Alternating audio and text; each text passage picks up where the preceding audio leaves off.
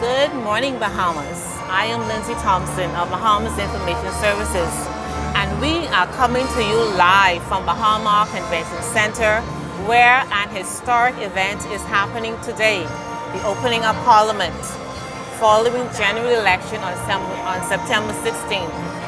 My guest today is former Speaker of the House of Assembly, Dr. Kendall Major, who served from 2012 to 2017.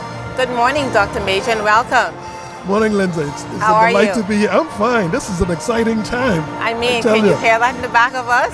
It's festive. The police band is doing their usual thing, and we're getting ready to really make history here today. Absolutely, and I saw some of the guests coming in, like Grandma would say, all in their Sunday go to meeting clothes. Yeah, absolutely. I mean, they decked right out. Absolutely. Yeah. Yes. So this should be a lot of fun, but it's a solemn ceremony. It's an Yes. important ceremony, and it's a great time in our history to celebrate the new government's not only achievement, but what are their plans for the Bahamian people. Absolutely. I am sure you have all kinds of memories of your time as Speaker of the House of Assembly.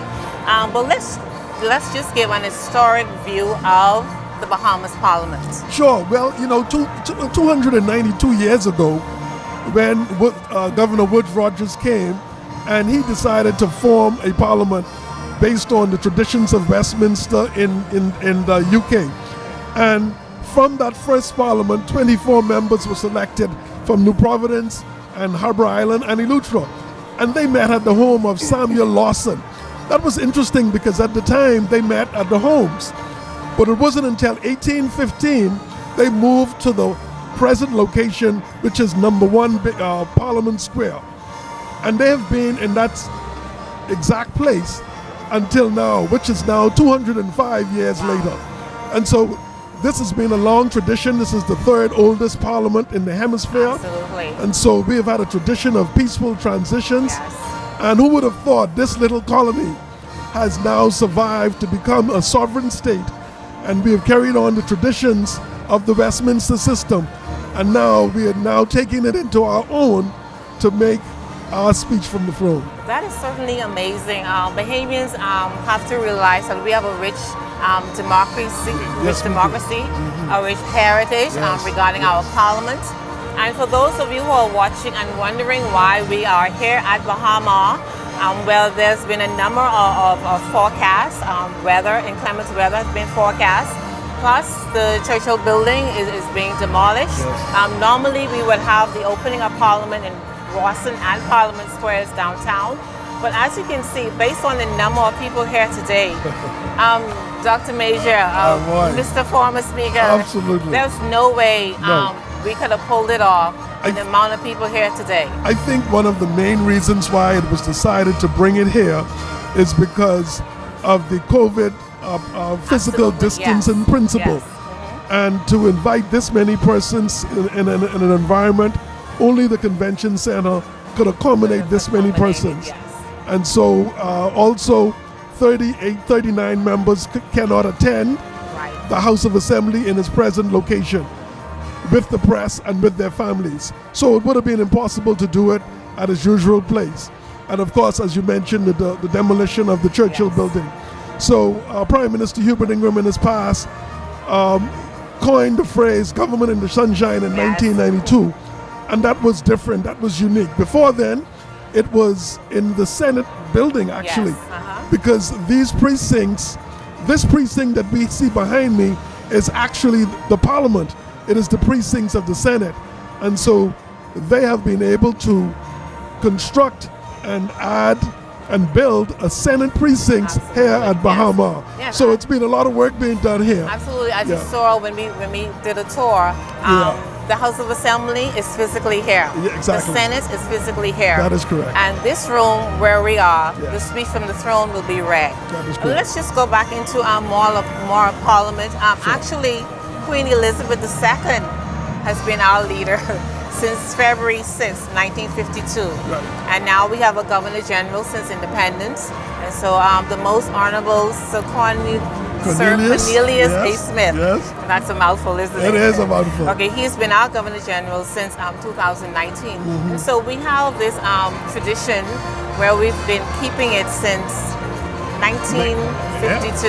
Yeah. That is amazing. That is a long time, and the Bahamas has a rich tradition, and there are those who debate whether we should be a republic, and there are pros and cons each way. But for right now, we are proud of our tradition, we're proud of our history, and we're proud of our sovereignty.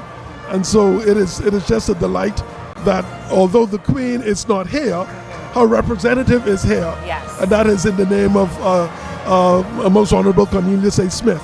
And he will serve as the Governor General, and in essence he will preside over these proceedings. Yes. Because we would be seeing the House in its own element, the Senate with its own element, and then we would come together in a wider body of the Senate and have the speech from the throne, of which, of course, he will read.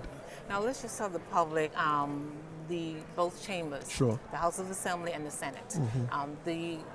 What are they made out of? How many members in each chamber? Sure. The House is made up of 39 members elected by the people.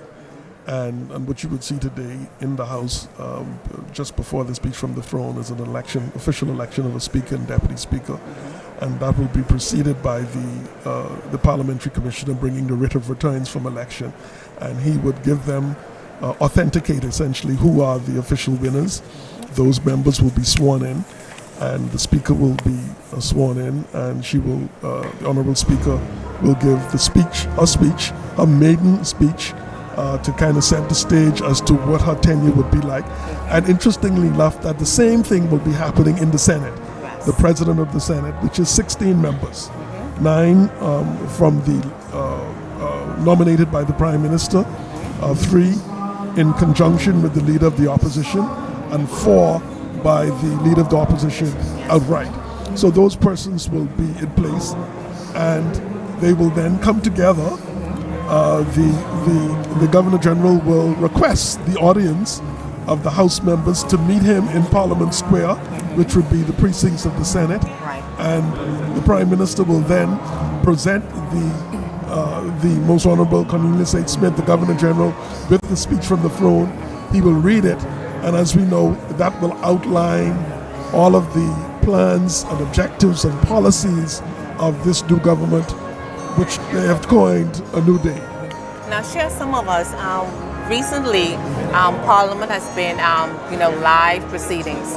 The entire public, even the world, it can tune in to see what's going on in the Bahamas Parliament. As a former Speaker of the House of Assembly, just tell us a bit about the proceedings and the workings of the House of Assembly specifically. Sure. Well, the proceedings of the House is live, and that's an important feature because it is important that verbatim all of the work of the House is recorded, and that is called the Hansard. Yes. And there's an editor of the Hansard that records verbatim, on record, from 1729, all of the work. It's written down and it's recorded of all of the utterances of the members of Parliament. And so that is an important part of Parliament. The focal point of the Parliament is essentially the Speaker. The Speaker commands the authority, the Speaker presides, the Speaker has a judicial function, the Speaker has a ceremonial function, and the Speaker, the Parliament has an oversight function. And it is important for that Speaker to preside with dignity, with honor, and it's a representative of fair play, so that each member can feel like they can count on the Speaker to have their say. Of course, the majority will have their way, and the opposition will have their say. And it's important that the Speaker sets the framework, sets the environment. The most important task of Parliament, though, is to pass bills. Yes. And to make law. And to make law that governs us, and through those laws, policies are presented. And so each parliamentarian represents the people. They represent you and I. We voted in a district and we selected a member, and that member comes to the House and they represent us. And so the Parliament represents the people. Now we're hearing the possibility of a female speaker of the House of Assembly. We had a former speaker in the presence of Italia Johnson. That's correct. This would further cement the role women can play in our democratic process. No question about it, Lindsay. I think this election really, crystallized the amount of women and the openness and the talent of women's involvement in political life.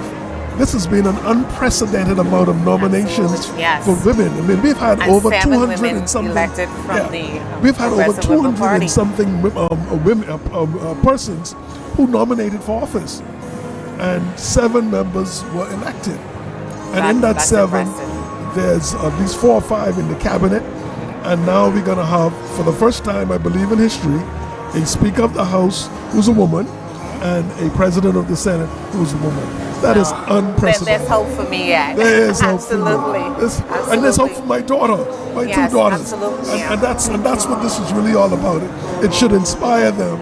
And also, I might add, not only women, young people. This election was about young people. If you look at the cabinet, you look at the Speaker, you look at the President of the Senate, and the Vice President to be, these are all young people. And so there's a place for young people in this country. It is still wide open and opportunities abound. When you look at the number of women offering for office, and the 2 chambers, possibly 2 women, Yes. we've come a long way from the suffragist movement, women earning the right to vote. Yes. Can you put that in context into the 21st century? Well, I believe the great heroine of our past was Dr. Doris Johnson. Absolutely. Who, when she entered Parliament, and she was the Senate President, and she served so many roles in government, she made a significant impact in our history. And I remember she gave a speech at the bar of the House that spoke to the plight of the women's suffrage movement, and she epitomized what that movement was about. One person, one vote, and the opportunity for women to be involved in public life. And so her and other great heroines of the past, they really played an instrumental role in doing so, and the landscape has certainly changed. Yeah, I feel so good this morning. I have a footnote here Yes. on Dame Dr. Joris Sands Johnson. Okay, yeah, get it right. She was a Bahamian teacher, suffragette, Yes. and politician. Yes. She was the first Bahamian woman to contest an election in the Bahamas. Can you imagine? That's the boldness, fantastic. the courage. Yes, okay. Yes. She was the first female Senate appointee Yes. and the first woman granted a leadership role in the Senate.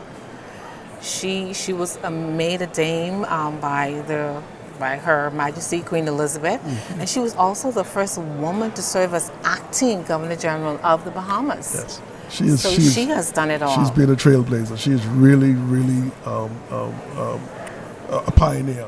She's paved the way, and from that point on, Ruby Ann Darling, Yes, first woman to register to to vote. Yes. She became, and then we have Janet Bostwick, first woman elected in the Senate, or elected to Parliament in '72. Yes.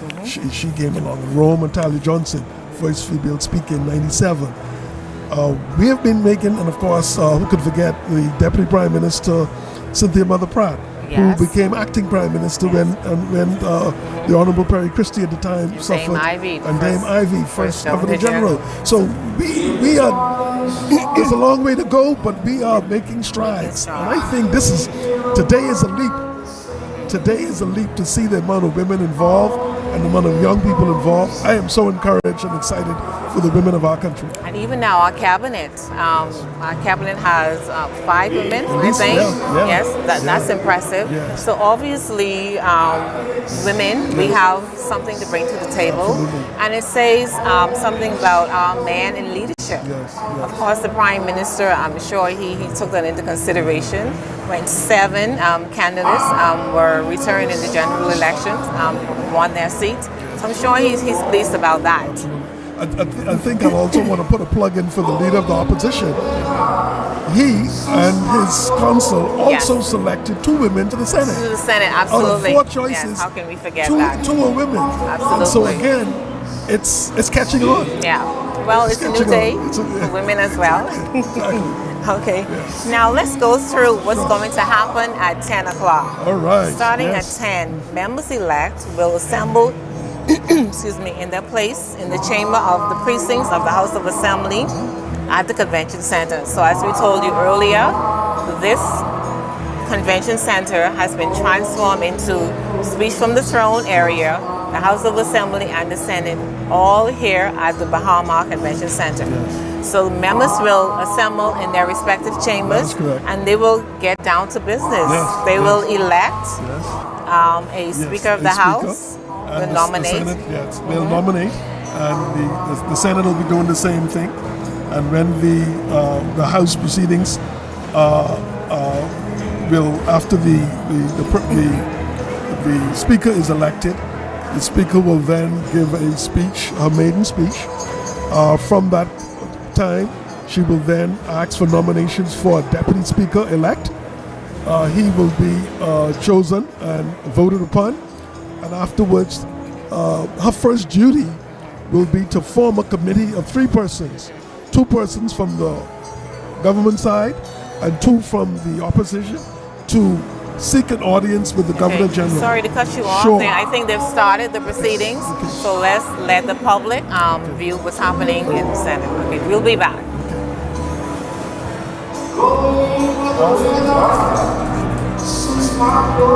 They're being sworn in now.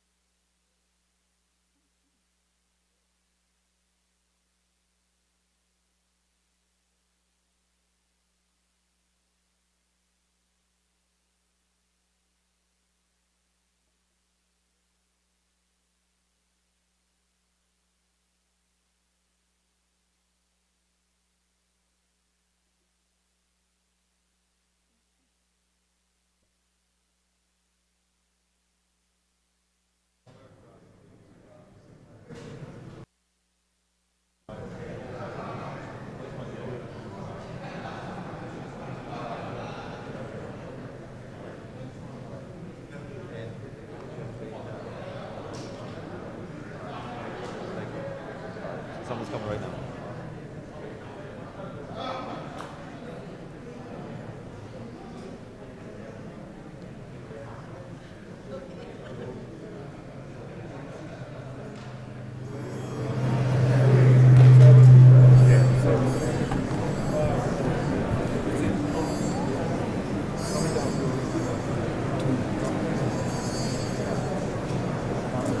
Good morning again, Bahamas. We're coming to you live from Bahama Convention Center for the historic opening of a new parliament.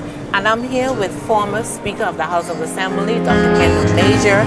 Right now, we have proceedings going on in the chambers. Dr. Major, sorry. Can you tell us what's happening now in the House of Assembly? Yeah, this is again the interesting and solemn and important task of what's happening in Parliament. the members of the House and the Senate are being sworn in. And so each members are meeting with the clerks, and they have a book to sign, they have a Bible, and they're now taking the oath of allegiance and the oath of qualification. Those members who do not want to swear allegiance can make an affirmation, and that's also possible. So they've gone through that very tedious but very important exercise, because they have to be sworn in to be authenticated and be regarded as legit. What does taking an oath mean? How sacred is that? That's a great question. If it follows the tone and tenets of what an oath really is, it is critically important. It is almost covenantal. It's a covenant of biblical proportions. It's important that honorable members see it that way. If we do, then I believe we will continue we would have the kind of leadership that Bahamians can be proud of, because they would take the duty and the responsibility of being a member of parliament extremely seriously. So an oath is critically important. Now, I know there are rules and regulations. They take an oath to uphold, the Queen's legacy or orders, and for the Bahamian people. What happens when they circumvent that or go against what they've taken or what they've sworn to uphold? Exactly, and see that is exactly why I said it is a personal responsibility that is supposed to be inherent in the individual, their own moral code. Because if they violate that code, then they just have to live with themselves. If they, of course, break the law, then they could be subject to fines or punishment. But that's another matter. Yes. But generally, it depends on the personal integrity of the individual, and so that oath is important. That oath is not necessarily to honor the Queen or the monarch. That oath is essentially that you would follow the principles of the system of which we are part of. And if we conduct ourselves accordingly, certainly we will have good leaders who would do exactly what they should be doing. So now we're seeing members of parliament taking their oath, we just spoke about. And each of them are taking the oath of allegiance and oath of qualification. And after that is done, they will take their respective places in the chamber, and then the next duty would be to elect a speaker. And now that process, take us through that process. Is it someone the majority approve of? How is the speaker selected? Take us through that process again. That's a great question. In the tradition of Westminster, it should be an individual who the majority and in fact, not only the majority, a consensus of the entire body should approve of. And that is important because the speaker should deserve and receive the respect of all, not just one side versus the next, one individual or the next. So it's important that the speaker commands the respect of all. In our system today, the person is nominated by the Prime Minister, and then it is expected that the name is circulated throughout the entire membership of the 39 members, and there's a concurrence that they are duly worthy of being bestowed the higher office of Speaker. And so it should not be a competition, or it shouldn't be dissent. Of course, in the West, in England, there's dissent and there's competition, and so speakers actually compete, and it's a runoff. It's an election for Speaker in the House of Congress. All right, thank you. We'll take a break, and we'll be back.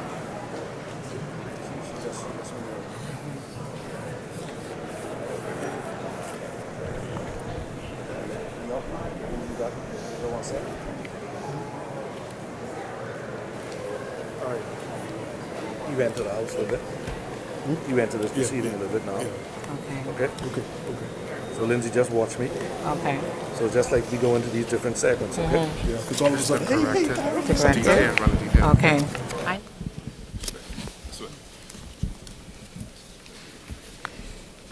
I, Blaine Roosevelt Monroe, do swear that I will be faithful and bear true allegiance to Her Majesty Queen Elizabeth II. I, Ronald heirs- Cranston heirs Duncombe, and successors do swear according that I to will law, faithful so help me God. and bear the true allegiance to Her Majesty's Queen Elizabeth II, her heirs and successors according to the law, so help me God.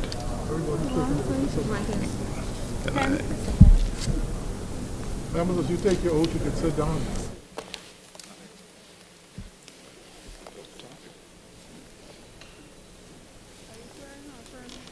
It don't matter. The truth be the truth.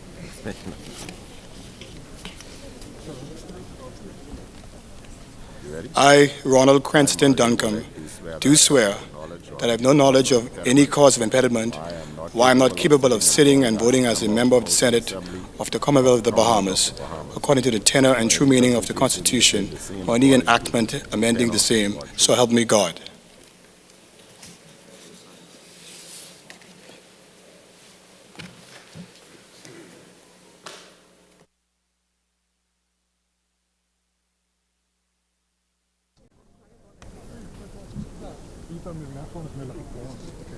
You only sign on top of my name.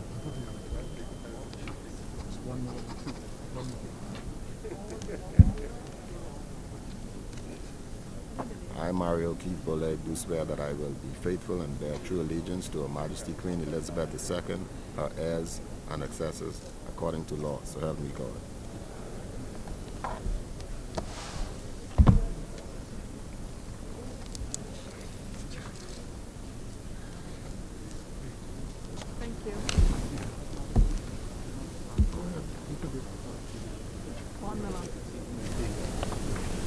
Are you swearing or affirming, sir? I affirm.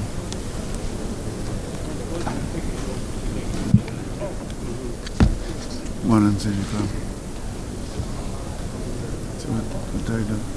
Go ahead. Yes, sir. Proceed.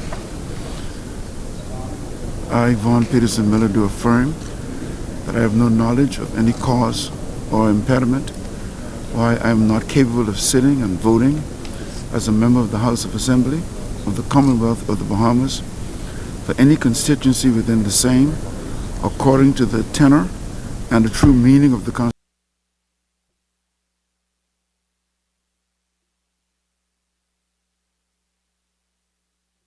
Morning again and welcome back. This is Lindsay Thompson from Bahamas Information Services.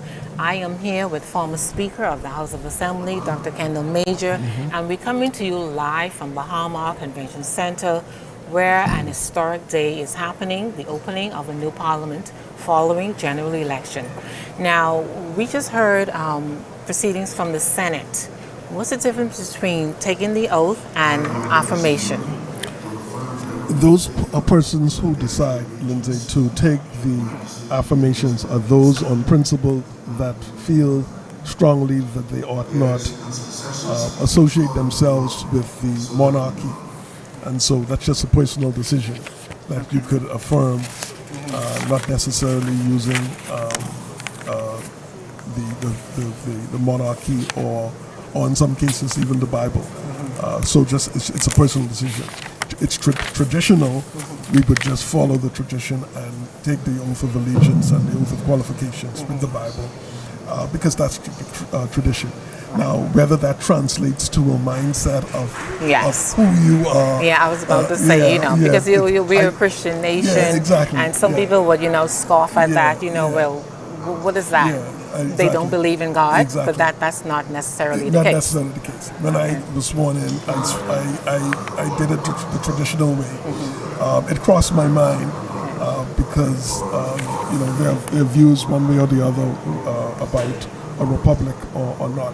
But those who swear allegiance and take the oath of allegiance and oath of qualification don't necessarily, they are just as nationalistic as those who we take are. the Now let's go through our list of senators. We have Ronald Duncombe, Terrell Young, James Roll Turner, Kirtland Russell, Michael Halkitis, Dr. Erica Hepburn, Ryan Pinder, Michelle Adderley, Barry Griffin, Quentin Lightbourne, Randy Rowe, Derek Pickstock, Darren Henfield, Ruben Ramming, Maxine Seymour, Vianna Gardner. Now, some of these names sound familiar. Yeah, you know, the first thing that comes to mind when I see those names is youth.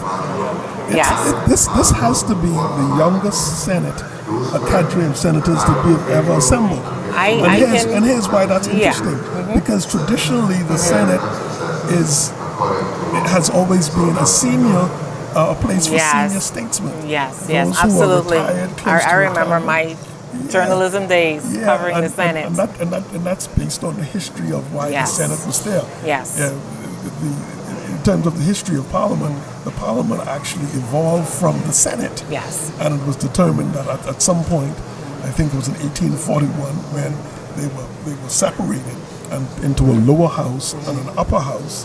And the lower house really just gained its prominence in the 60s in ministerial government and in political parties. So put that in context for us. We have a cadre of young and not so young in the upper chamber. Yes, that is interesting. So they are matured, they are extremely intelligent, and these are hardworking young people, very educated.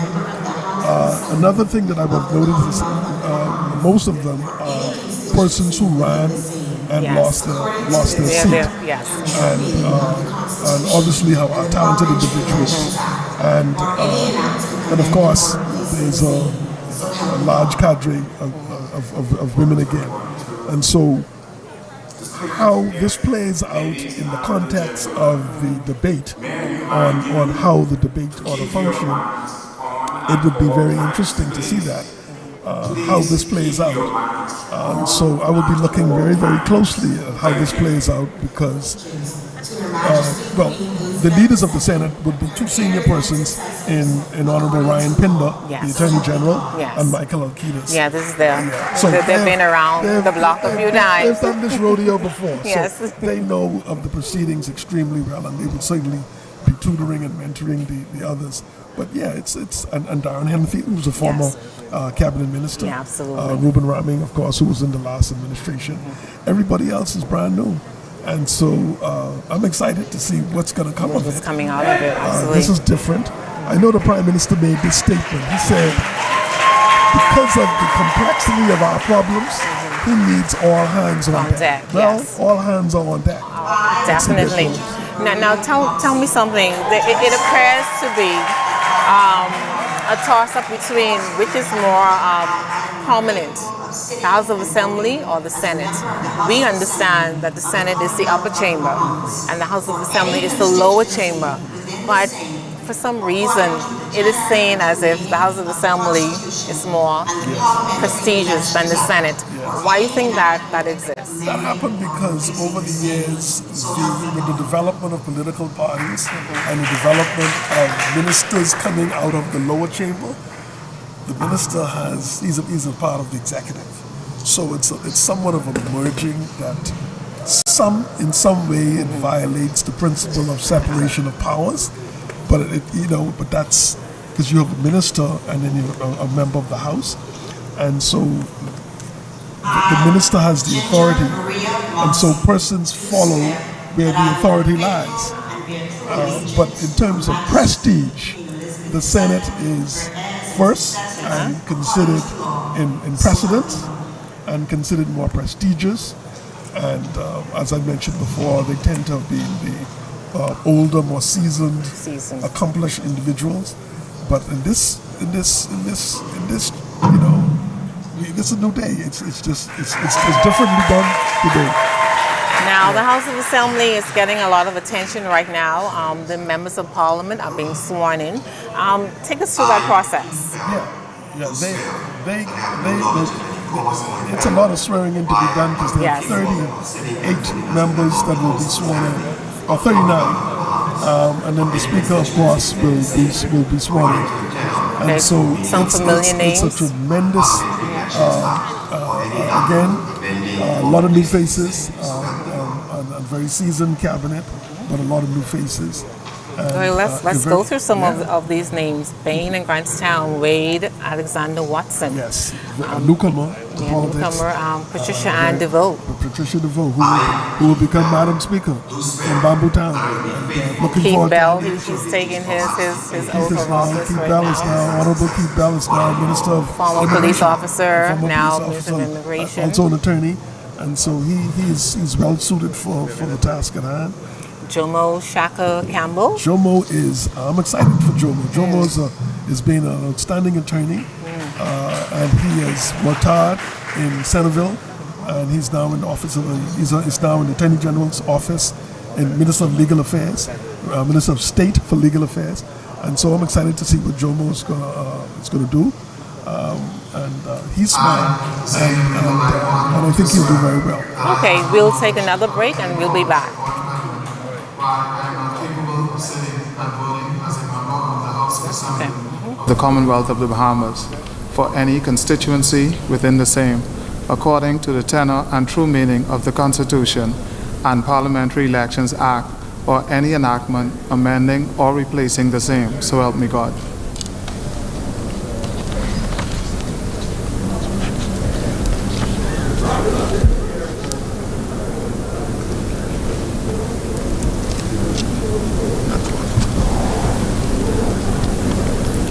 I, Zane Enrico Lightborn, do swear that I will be faithful and bear true allegiance to Her Majesty Queen Elizabeth II, her heirs and successors, according to law. So help me God.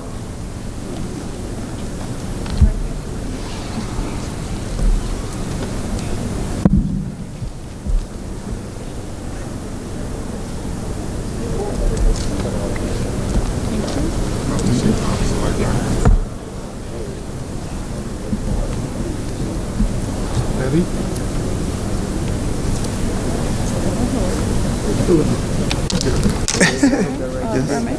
Swear. Affirm. Yeah, I swear.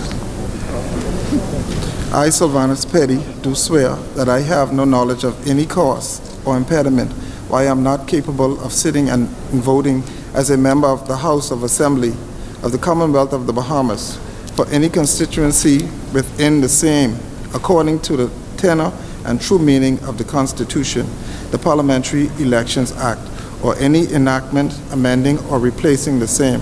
So help me God.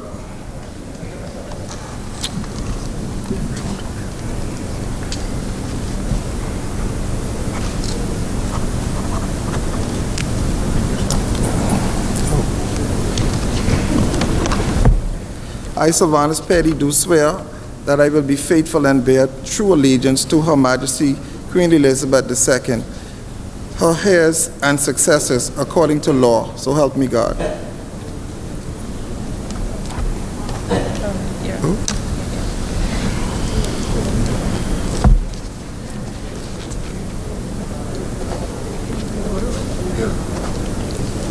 Thank you.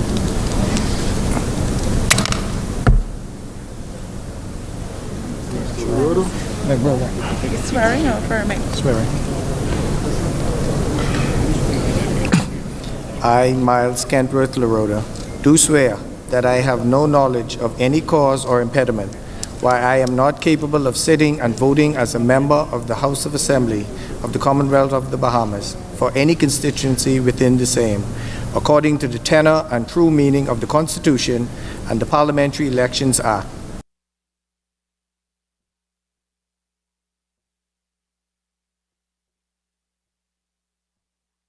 Lindsay Thompson from Bahamas Information Services, coming to you live from Bahama Convention Center, where it's a new day. The opening of Parliament is taking place.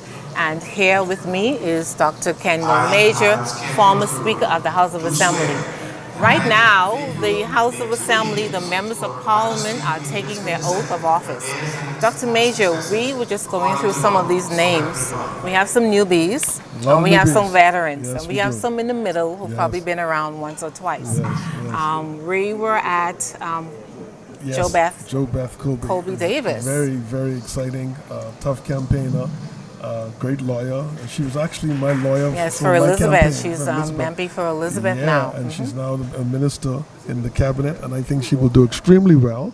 She is a firebrand. I think Yes, she was one of those strong, Yeah, she's strong. Yes. candidates, sure of herself, Absolutely. assertive. Exactly. And she served in the Senate Yes, she in did. the last iteration, and she is extremely intelligent. I think she's going to be a great asset to the cabinet. And of course, the venerable Glenys Hanna Martin. I mean, what can we say about Mrs. Hanna Martin? Such a legacy she has on her shoulders. Absolutely. She's what I call a chip off the old block. Absolutely. From her father. Yes. And, The late Arthur Dion Hanna, who just former passed. Governor General, who just Yes. passed. In fact, I teased her and I said to myself, she will win with the largest margin than anybody. And you know what? She did. Yes. And she's beloved and she's done well. And I think it needs, Ministry of Education needs someone like Glenys Hanna Martin. Yeah, let's just stick a pin right there. My recollection of the late A.D. Hanna was when I, as a young reporter, and I went to the House of Assembly. He was, I think he was the government's whip, or opposition whip at the time. And every debate, every row, as we called it, Arthur Dion Hanna was the headline. Never failed. He was an agitator. He was a fighter, and he coined the phrase Bohemianization, and that was true to his core. Yes. And every time he spoke, that is what he spoke about, and that's what he fought for. And so whenever you saw him in Parliament, it was, and his daughter. Yes. Whenever I see her get up, Absolutely. Mrs. Hanna Martin, the same favor, the same passion, Fervent passion. the same Love for people. Yes. aggression, Yes. but in a nice way because she believes. Yes. She believed in the Yes. cause, Yes. and she believed in what her father stood for, and she Yes. believed in Bahamians and this Absolutely. Bahamas. And so it's good to have her back. Yes. Alfred Sayers. Alfred says, he's just a great communicator Yes. and extremely talented. He served under the first PLP administration as the Attorney of General and Education, Minister of Minister of Education. Education, yes. And so to put him in works now, he's no nonsense, he's disciplined, highly intellectual, and a visionary. Yes. So he is someone good to have around you in Yeah. times of crisis. And He's so a I bit think of he's a going to do quiet well. storm. He's a quiet storm His indeed. disposition Yes. is so mild-mannered, but when he opens his mouth, It's powerful. yes, Absolutely. absolutely. Yeah. And Fred of course, Mitchell. Fred Mitchell, who celebrated his 68th birthday just a day or two ago, and he lives for moments like this. Yes. He wants to serve, and when the Progressive Liberal Party lost in 2012, I remember his response was, "We lost. Let's Yeah. get back to work. Yes. Put on our pants and shoes and dress, and get back to work. And 5 years will come fast." Well, we know that as Member of Parliament for Fox Hill, his name is Yes. synonymous with Fox Hill. Yes, yes. When you hear Fox Hill, you automatically Yeah, Fred hear Mitchell. Fred Mitchell, Yes. Member of Parliament. Yes. And even when he lost a few times, Yes. he was still in Fox Hill. Can you tell us how a Member of Parliament parlay their election promises or campaign into actually serving in that constituency? That is one of the most important tasks of a member of parliament, and you'll only be governed by that, by the people. And that is, you have to find the time, make the time, Yes. carve out the time, discipline yourself that you're going to stay close to your people. That means constituency meetings, that means going to your constituency office, that means programs, that means speaking for them, supporting them, assisting them in many ways. And it's a difficult task, especially for a cabinet minister, Yes. because their job is full-time. But yet, the constituency, Fred Mitchell epitomizes what a Gill MP is like. He is always in his constituency. He's there. He goes to church with them. He goes to funerals with them. He goes to weddings. He is there supporting, and I am certain he will certainly do well again. Now, Mario Keith Bolle for Garden Hills, your old stomping ground, My old as stomping it were. ground. I supported him. I endorsed him. I thought he was well suited for the post. He's a Garden Hills boy. He grew up there. He knows the people. He ran a good campaign. The Garden Hills crew is a solid crew of campaigners, and I think he will continue. He will certainly do well. He is a former coach and he's a mentor. He is a People's person, so basketball he can garner the young people. federation president for basketball. Oh, absolutely. So he has the experience with people. He'll do well in youth sports and culture, and he has some plans. So I'm excited about Mario Boleg. And now we have Pia T. Glover Pia Roll Glover. for Golden Gates. Yes. Pia is also an outstanding personality. Yes, she she is a is. businesswoman. She has done well for herself and her family. She came from a great family. Yes. She has stature. She's proud and Yes. she's extremely intelligent. And I think she'll come into her own. I like Pia for that post, and I think she'll do extremely well. So this is a good cadre of members that are elected, and 39 seats. 39 seats, and then the Grand Bahama crew, the Mikel Barnaby and Mount Moriah. So yeah, and many more.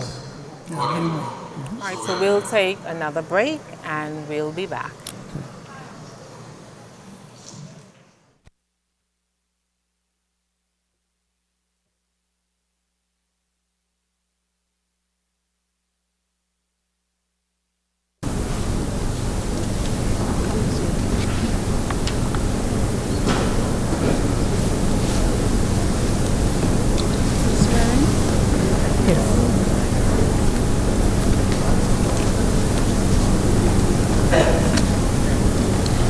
I, Pia Glover Roll, do swear that I have no knowledge of any cause or impediment why I am not capable of sitting and voting as a member of the House of Assembly of the Commonwealth of the Bahamas for any constituency within the same, according to the tenor and true meaning of the Constitution and the Parliamentary Elections Act, or any enactment amending or replacing the same.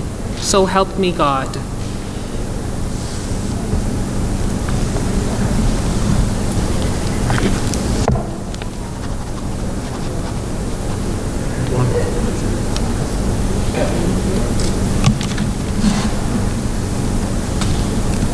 I, Pia Glover Roll, do swear that I will be faithful and bear true allegiance to Her Majesty Queen Elizabeth II, her heirs and successors, according to law. So help me God.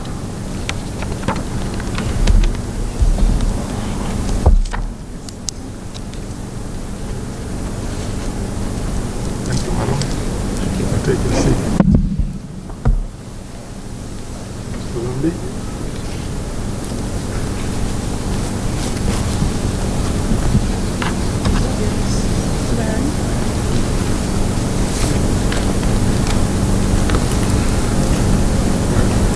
I, Leon Edward Lundy, do swear that I have no knowledge of any cause or impediment why I am not capable of sitting and voting as a member of the House of Assembly of the Commonwealth of the Bahamas for any constituency within the same, according to the tenure or true meaning of the Constitution and the Parliamentary Elections Act, or any enactment amending or replacing the same.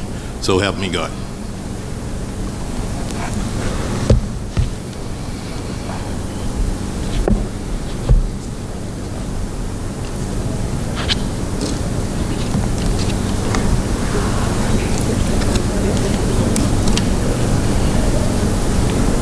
I, Leon Edward Lundy, do swear that I will be faithful and bear true allegiance to Her Majesty Queen Elizabeth II, her heirs and successors, according to law.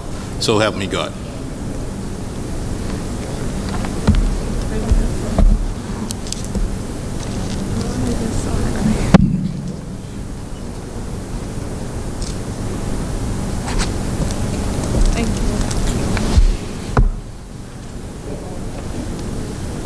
Chairman.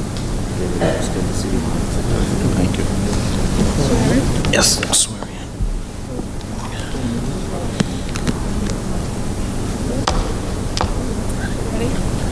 I, Adrian Paul Gibson, do swear that I have no knowledge of any cause or impediment why I am not capable of sitting and voting as a member of the House of Assembly of the Commonwealth of the Bahamas for any constituency within the same, according to the tenor and true meaning of the Constitution and the Parliamentary Elections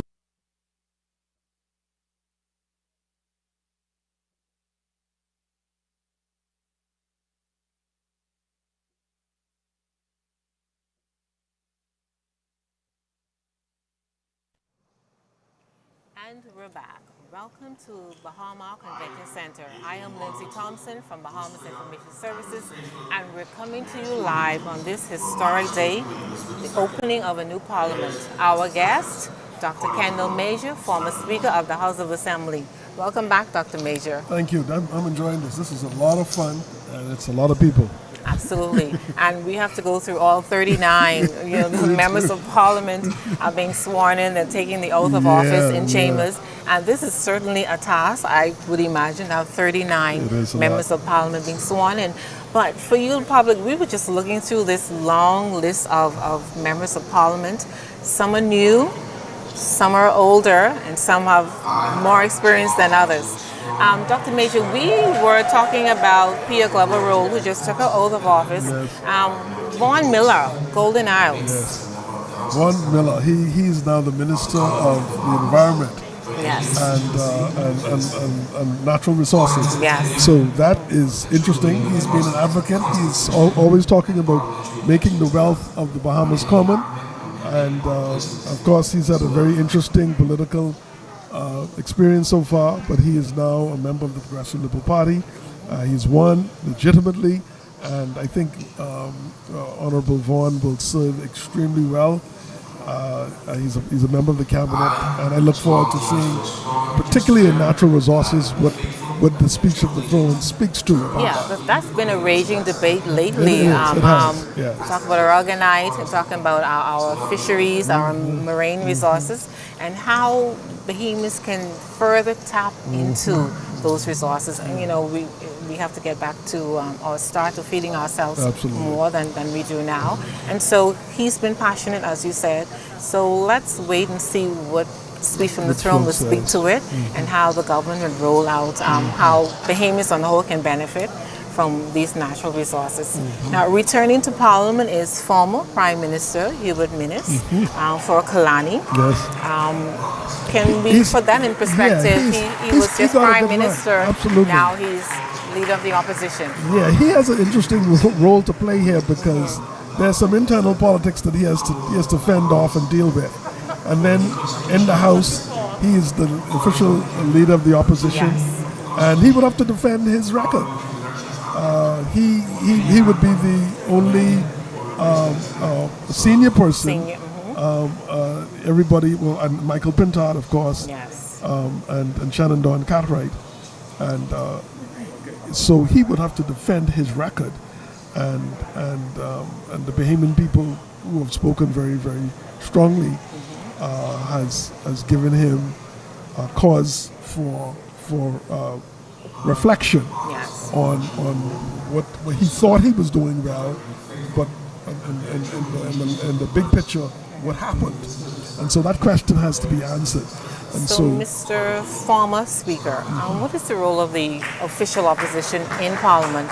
We have 7 FNMs who make up the opposition. What is their role? Their role is not necessarily just to oppose, but their role is to represent another view, which is particularly half of the population or thereabout, or a large segment of the population.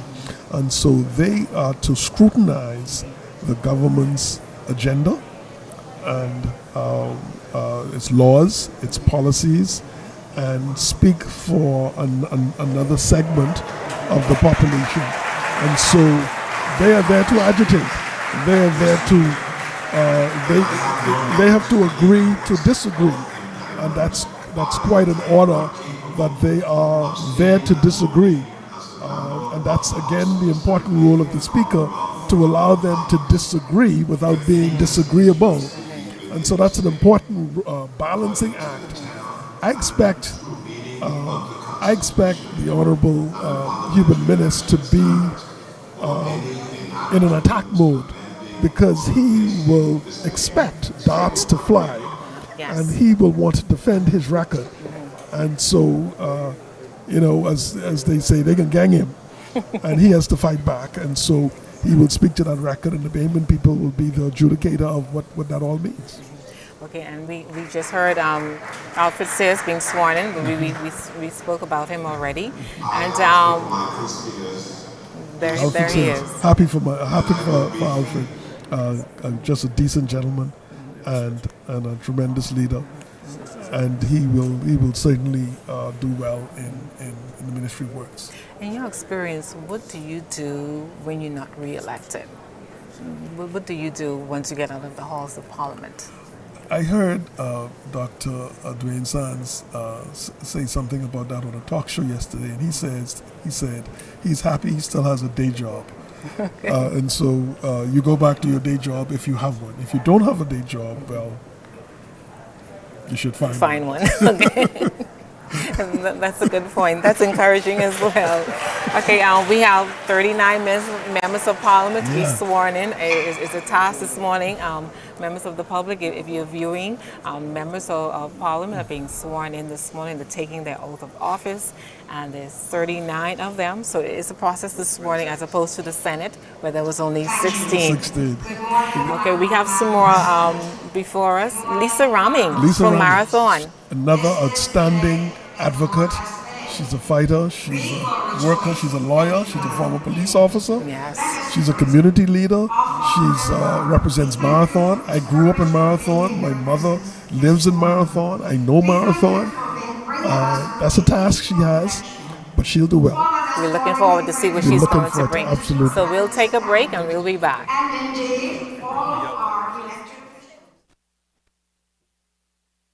We pray for the President of the Senate and all members that have been appointed to serve, that they will serve with dignity and honor. We ask also, our Father, that they will seek your guidance and direction. I'll get it. As they serve this honorable chamber. It is our prayer, O God, that you will guide them and direct them in the way that they should go. We realize that it is not by accident that we are here today, but it's because of your divine guidance, and so for this we give you thanks. Father, as we begin this new session, I ask that your Holy Spirit will be their guide. Let them not forget their purpose, and that it is to put our people first. Service is the watchword. In the words of a famous song, I ask that you lead and guide them in the way that they should go. Bless them as they deliberate this morning. In the name of Jesus we pray. Amen. The Lord's Prayer. Our Father, which art in heaven, hallowed be thy name. Thy kingdom come. Thy will be done on earth as it is in heaven. Give us this day our daily bread. And forgive us our trespasses, as we forgive those that trespass against us. And lead us not into temptation, but deliver us from evil. For thine is the kingdom, the power, and the glory, forever and ever. Amen. Good morning, and God bless you in your deliverance today.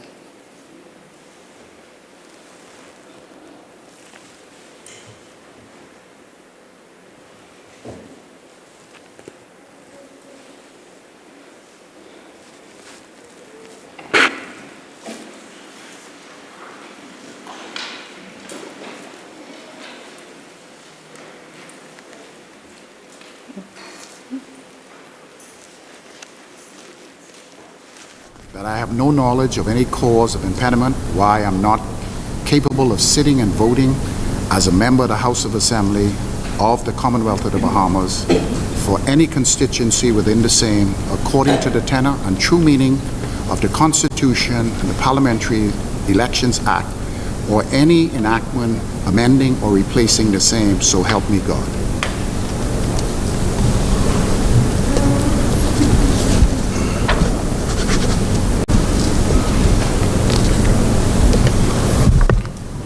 I, Michael Ronald Darville, do swear that I will be faithful and bear true allegiance to Her Majesty Queen Elizabeth II, her heirs and successors according to law, so help me God.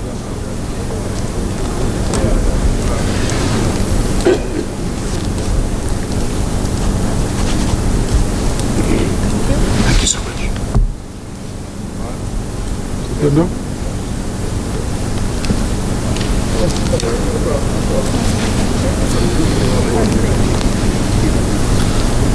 I, John Herbert Wellington Pinder II, do swear that I have no knowledge of any cause or impediment why I am not capable of sitting and voting as a member of the House of Assembly of the Commonwealth of the Bahamas for any constituency within the same, according to the tenor and true meaning of the Constitution and the Parliamentary Elections Act, or any enactment amending or replacing the same. So help me God.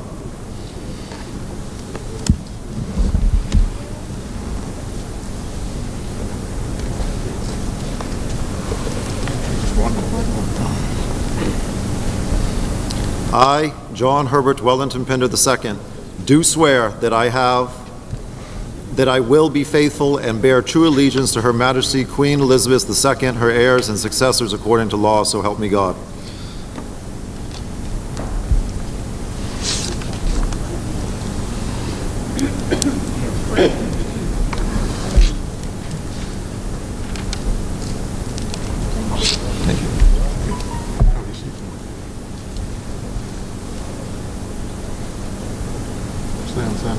Morning. I'm supposed to have two ends.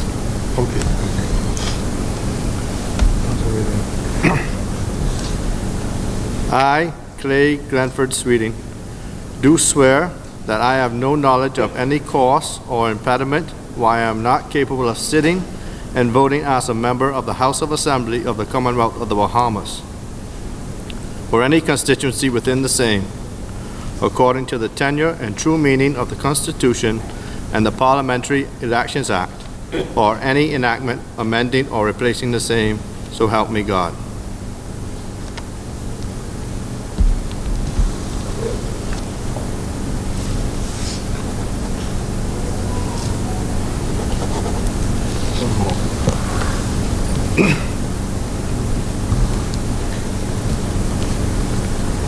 I, Clay Glenford Sweeting, do swear that I will be faithful and bear true allegiance to Her Majesty Queen Elizabeth II, her heirs and successors according to law, so help me God.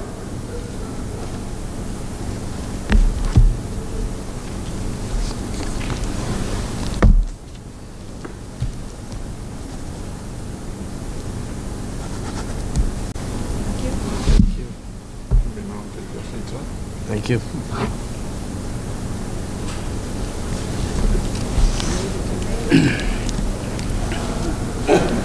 I, Obadiah Hercules Wilshcombe, do swear that I have no knowledge of any cause or impediment why I am not capable of sitting and voting as a member of the House of Assembly of the Commonwealth of the Bahamas for any constituency within the same, according to the tenor and the true meaning of the Constitution and the Parliamentary Elections Act, or any enactment amending or replacing the same, so help me God.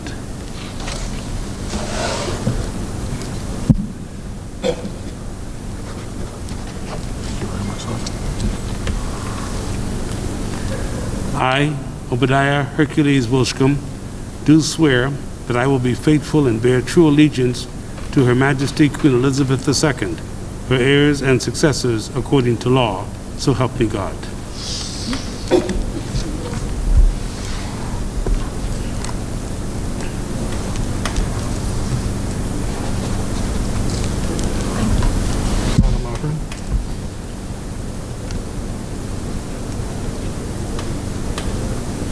Good morning, Sharon. Hello, how are you doing? I, Glennis, Margaret, Elaine, Hannah, Martin, do swear that I have no knowledge of any cause or impediment why I am not capable of sitting and voting as a member of the House of Assembly of the Commonwealth of the Bahamas for any constituency within the same, according to the tenor and true meaning of the Constitution and the Parliamentary Elections Act, or any enactment amending or replacing the same. So help me God. What that means and who reads it. I'll just give you a little background before I bring in Dr. Major. Speech from the throne opens every new session of Parliament. The speech introduces the government's directions and its platforms. I, its goals Glennis for the Margaret ensuing Elaine term. Hannah Martin, When a session do is swear open, that I will be the address sets faithful forth and the bear true government's allegiance to Her agenda. Majesty We've Queen been hearing Elizabeth throughout II, the her heirs and political successors campaign, according to law. the So present help me God. government, the PLP, their platform, what they'll be focusing on. Now, all of that is transformed into a speech from the throne, and Dr. Major will tell us more about that, how that will translate into realization of the PLP's goals as they continue to govern. Absolutely. Thank you very much. And again, wonderful experience here today. The speech from the throne is read by the Governor General, Cornelius Smith. And he essentially reads what is granted to him by the Prime Minister and the Cabinet. And as you rightly read, it speaks to the agenda, but more importantly, it speaks to the priority of the new government, what to focus on and where they're gonna, what are their next 100 days are gonna be like, what is the next 3 months to 6 months gonna be like. We expect them the speech from the throne to articulate what's going to happen in Grand Bahama. Yes. What's going to happen with the COVID. Abaco, rebuilding after Hurricane Dorian. Of hurricane, absolutely. What's going to happen with the health visa or the COVID and what's going to happen with the economy. Yes, with respect to reduction of VAT to 10%. What priority is that going to be given? That's what the Bahamian people want to hear. How is it going to affect my pocketbook, my education, the economy, my job, and the way I conduct myself in my country? So this is an important speech. From that speech, the members of the House will return to their precincts and they will set a date and they will accept that speech. They will, by resolution, determine that they will vote. They will debate that speech. And so you would hear over the next few weeks, each member speak to the contents of the speech from the throne and how they, as leaders and members of this team, how this is going to play out, how it's going to be enacted, and how policies will be produced and designed in order to bring relief to the Bahamian people. We need relief, and people want to hear the good news. Absolutely. Yeah. Now, His Excellency Sir Cornelius A. Smith will read the speech from the throne, and as we said, he will outline the government's plans, policies for the ensuing year, or for at least for the next 5 years. And but we have seen, in essence, the speech from the throne already unraveling. They hit the ground running. Various cabinet ministers have been looking at their portfolios in real terms. They've been visiting the hospitals, the Minister of Health and Wellness. He went to all the medical centers, and he's been looking at the COVID units. He's been flying the Family Islands, so he's got the clinics. Minister of National Security, they've been at the prisons, they've been at the Defense Force. And we've had a number of cabinet ministers already working. And so they have already started to unravel the speech from the throne, even though it's a secret speech. But we've seen the government in action already. And so that certainly is an indication to come of what Bahamian people will expect from the government as they of the Commonwealth of the Bahamas, or for any constituency within the same, according to the tenor and true meaning of the Constitution and the Parliamentary Elections Act, or any enactment amending or replacing the same. So help me God.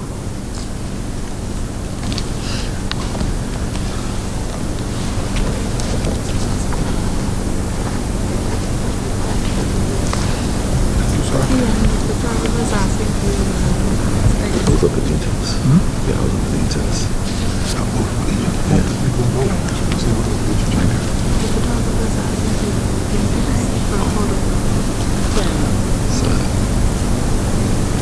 That's what I was saying.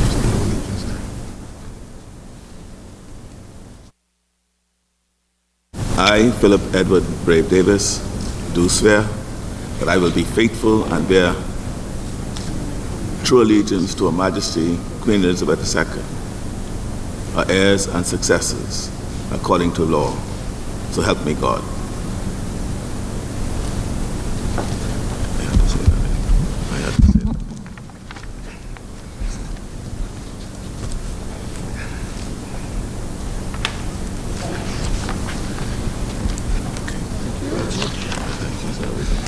So let's move then. Yeah.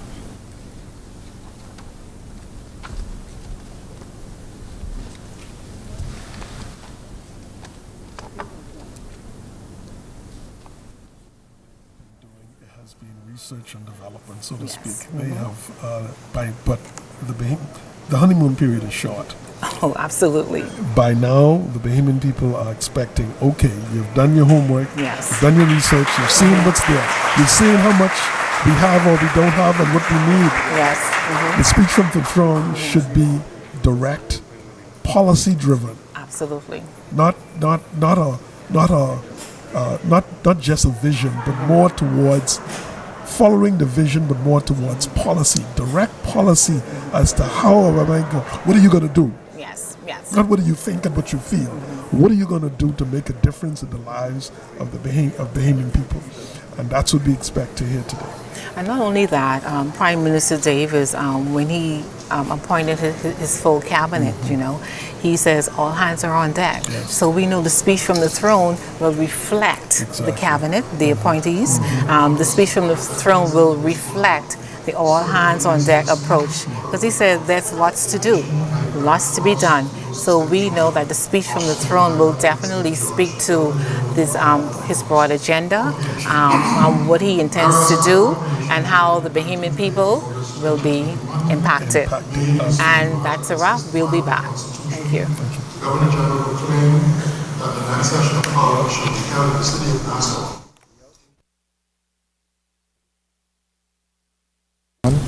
At 10 a.m. in the forenoon. And whereas it is not convenient to convene the next session of Parliament in the city of Nassau as proclaimed in the said proclamation, now therefore I, Cornelius A. Smith, Governor General of the Commonwealth of the Bahamas, do hereby proclaim that the next session of Parliament shall be held at the premises known as Bahama in the Western District of the island of New Providence outside the city of Nassau on Wednesday the 6th day of October 2021 and shall commence at 10 a.m. in the forenoon, given under my hand and public seal of the Commonwealth of Bahamas in the city of Nassau, 4th day of October in the year of our Lord, 2021, and in the 69th reign of Her Majesty's reign. Governor General, God save the Queen. Senator Barry Griffin on being elected the Vice President of the Senate. I shall now invite you to bring brief remarks.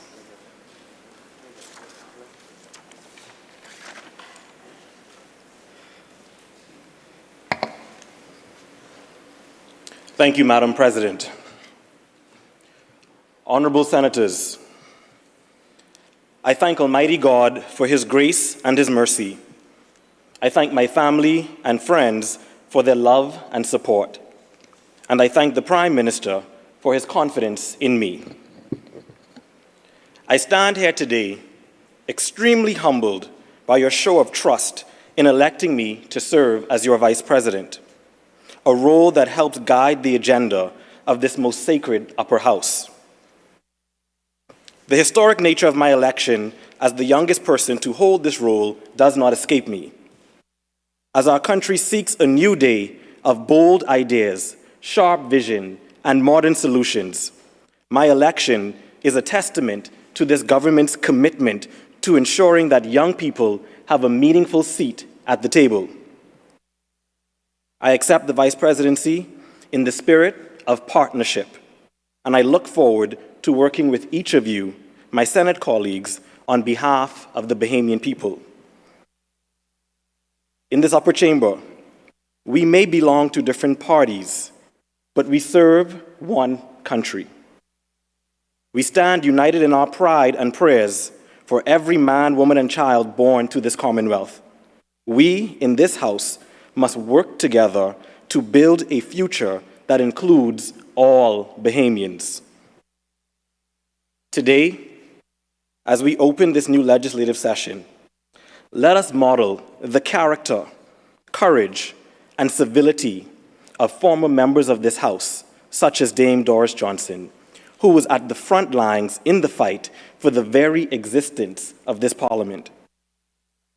Let us honor her memory and all those who came before us, not just in eulogy, but in dialogue and trust across the aisle. In our collective spirit to move our country to better and to use the power of our pen to bring more possibilities and prosperity to our Bahamian people. With today's convening of the Senate, we begin anew. I congratulate all members of the lower house on their election and all members of this upper house on their appointment. I especially want to congratulate our new members of our joint houses of parliament. The genius of our founding fathers was that at least every 5 years, new members bring to our houses of parliament their spirit of renewal and hope for the Bahamian people. This Senate is reinvigorated by its new members, by their optimism, their idealism, and their commitment to our country. Each of us brings our shared values, our commitment to the Constitution, and our personal experiences. My path to the Senate began in 1953, when my grandfather, William Griffin, an Andres man, decided that he wanted to live in a better Bahamas.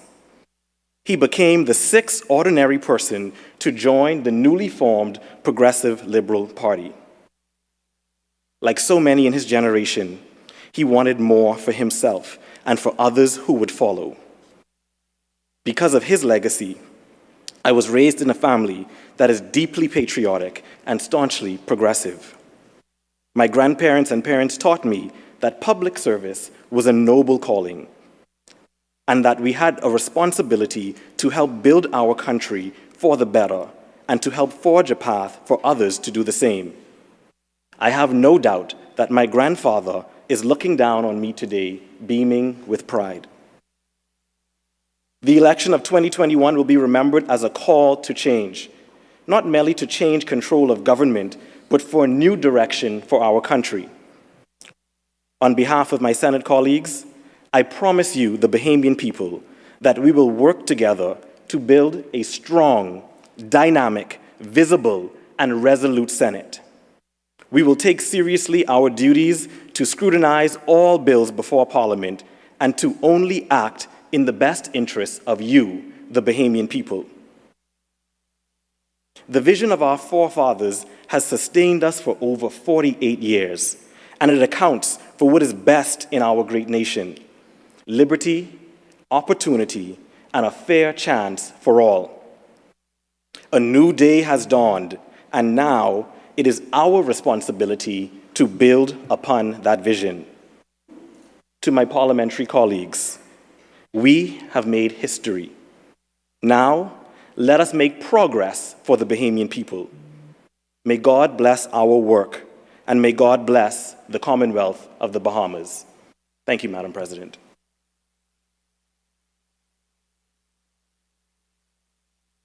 I will now appoint the following members to be a committee to wait on His Excellency, the Governor General. Senator the Honorable Darren Pickstock, Chairman. Senator the Honorable Kirkland Russell. Senator the Honorable Maxine Seymour. You will inform His Excellency that the Senate has proceeded to the election of its President, and I, Julie Lachelle Adderley, have been so elected.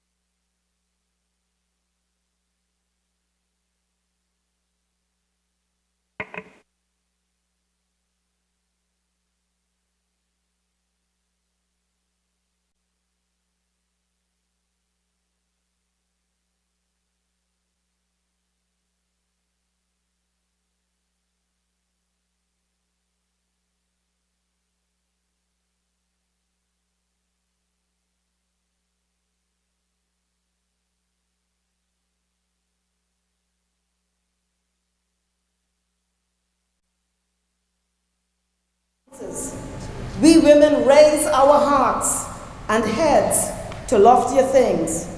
Our willingness and readiness to participate as full citizens in the affairs of our country. We women are ready, willing, and able. You must no longer deny us our rights." End quote. That right to vote was won and exercised for the first time ever when women went to the polls in November 1962. Doris Johnson would go on to become the first woman ever to seek election to this House, the first woman to lead the Senate, and the first woman to serve in cabinet. But it was all of 20 years later before a woman crossed the bar, that very bar that Doris Johnson was stopped at, and took a seat in the House as a duly elected member.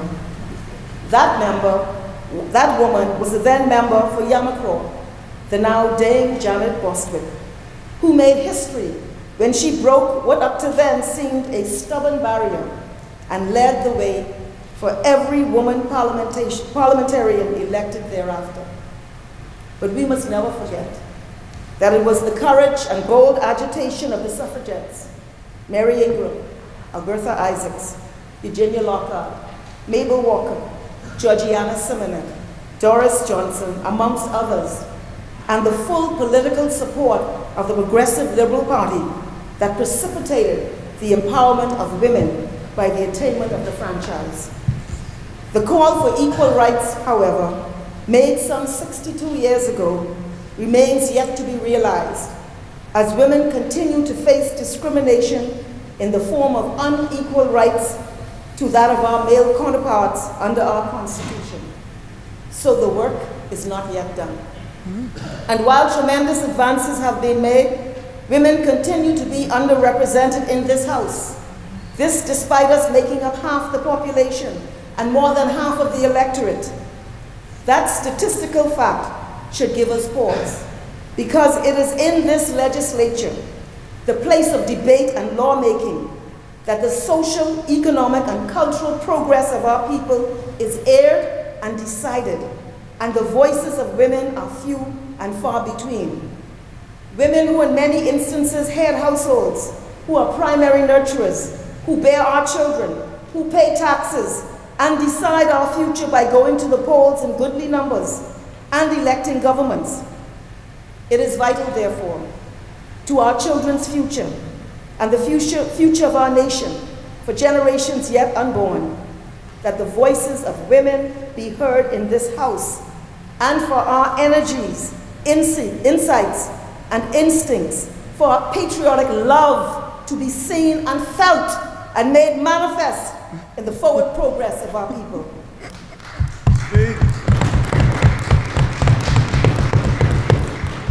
But history is being made in a different way today. Should my motion carry, this will be the first time in Bahamian history that women will simultaneously lead both houses of Parliament, both the House and the Senate. So this is indeed a new day.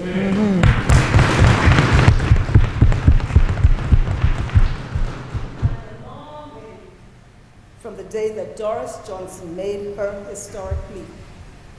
I end by saying, we must never forget the journey from whence Bahamian women have come, and the farther we must go. The work is not yet done. I am confident that the women elected to this Parliament will bring informed debate, will serve with integrity, and bring a qualitative presence to public life.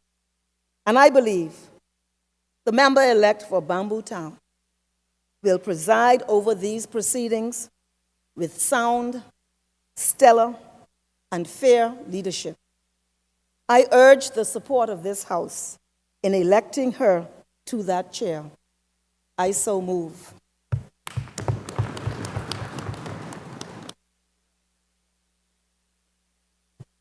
Is there a seconder? Okay.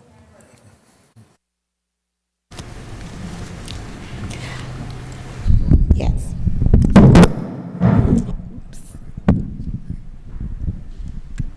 Honorable members, it is with immense gratitude and appreciation to God, my family, the wonderful people of Elizabeth, the Prime Minister and MP for Cat Island, Rum Cay, and San Salvador, the Progressive Liberal Party, and my encouraging team of supporters that I am honored to stand here today as the first female member of Parliament for the Elizabeth constituency. I rise in this honorable chamber with the understanding that the most sacred democratic tradition in the world has made it possible for me to stand here in this legislative body and at this specific time in our nation's history. I do not take this opportunity lightly, and I therefore promise to serve to the best of my ability. Honorable members, the recently concluded general elections is historic for many reasons. Aside from the magnitude of victory by the PLP and the observation that both the Prime Minister and the Deputy Prime Minister represent Family Island constituencies, the general elections of 2021 have also ushered in the largest number of women into elective legislative office in our nation's history. It is important to note that the increasing number of females in elective office is not occurring exclusively in the Bahamas. Indeed, in many spaces around the world and regionally, the number of women in elective legislative office is on the rise. In the United States of America, the Speaker of the House of Representatives is a female. In Jamaica, a female was elected Speaker of the House of Assembly after a record-setting 18 females were elected to office. In Trinidad and Tobago, after a history-making 12 women were elected to the House of Representatives, a female was elected to serve as Speaker. Honorable members, it has been 60 years since women gained the right to vote in the Bahamas. It has been 39 years since the first female in the person of the Honorable Janet Boswick was elected to this chamber. It has been 24 years since a female in the person of the Honorable Rome Italia Johnson has headed this body. The time has now come for another female to serve as Speaker. Bearing in mind all that I have said, it is with great pride that I rise to second the nomination of the member of the Bamboo Town constituency, Patricia DeVoe, as the 54th Speaker of this honorable chamber. My relationship with the member of Bamboo Town goes back several years, and I can honestly say that she has been preparing for this role for quite some time. As the chief officer and the highest authority in the House of Assembly, I am certain that the member for Bamboo Town will always discharge her duties with impartiality. In electing the member for Bamboo Town as Speaker, this chamber is recognizing the diversity and everyday realities of the wider Bahamian society, as many of our households are headed by women. As women legislators, we represent the aspirations of every young Bahamian girl. This is an awesome responsibility and one that we must always remember. We nominate Patricia DeVoe for Speaker not as a form of tokenism, but as recognition that the member for Bamboo Town is prepared and fully capable of leading this body. Honorable members, as I look around this chamber, I see many new faces, myself included. In fact, more than 60% of the members in this session are first-time representatives. This observation tells us that our people want change in so many areas. In an age when many voters have become disillusioned with the political process, we who have been elected must deliver. Now more than ever before, we must use this body to pass laws that address the concerns of our nation and truly uplift our people. Let us therefore commit to serving with pride, transparency, accountability, and with the understanding that it is about the people we represent in our various constituencies and indeed throughout our country. Honorable members, It is with these few words that I proudly second the nomination of the member for Bamboo Town as Speaker. Indeed, a new day has come.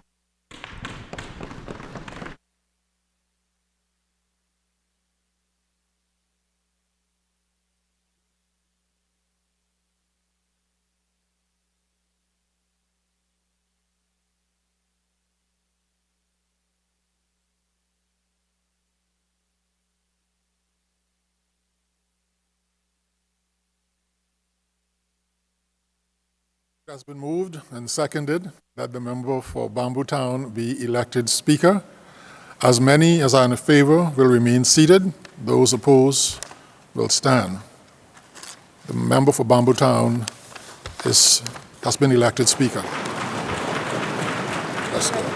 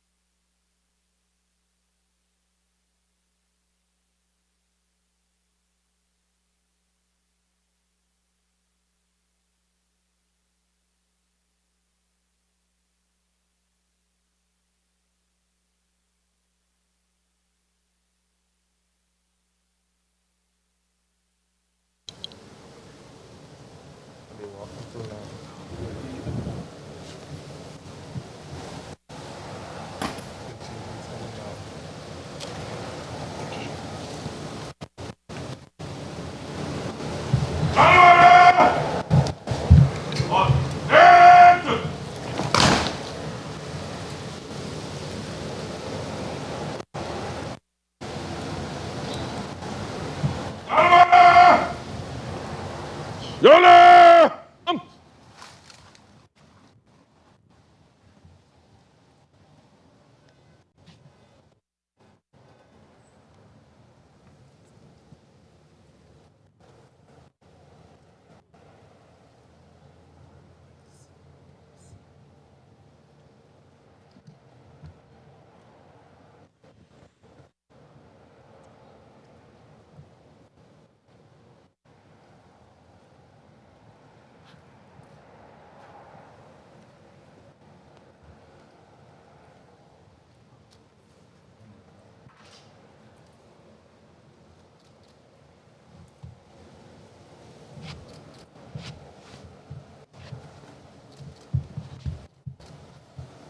Governor! Royal salute! Present!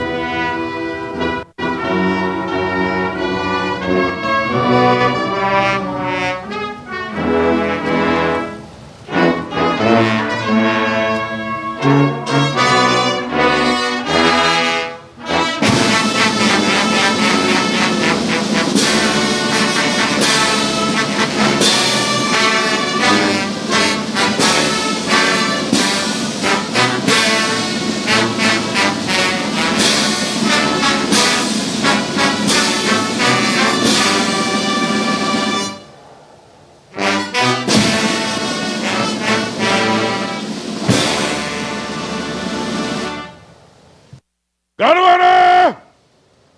Yola! Order!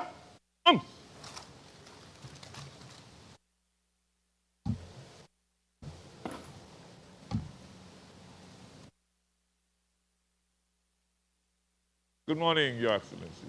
Chief Superintendent of Police, Anthony Curtis, reports the 2021 opening of Parliament Guard of Honor, comprising of 4 units under my command. The combined Royal Bahamas Police and Defense Force Band under their respective directives. Superintendent Selden Adley and Force Chief Matthew Rowe.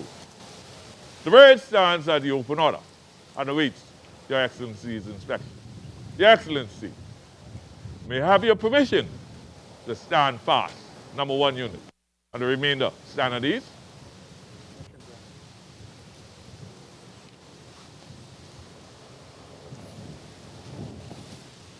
Stand fast!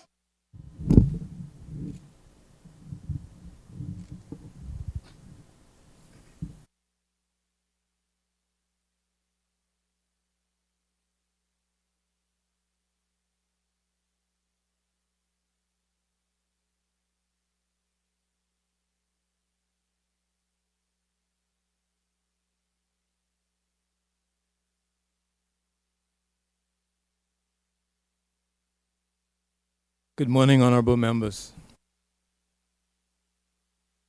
I'd like to read 2 brief scriptures.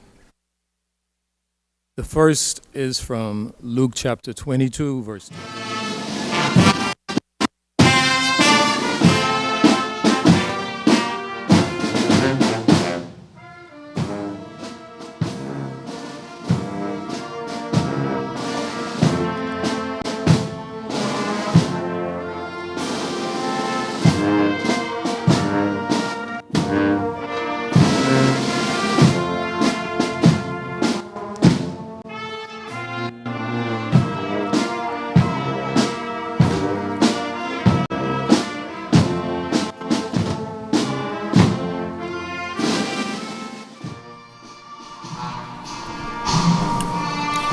Good morning again, and we're back coming to you live from Bahama Convention Center, where an historic day is happening, the opening of a new parliament.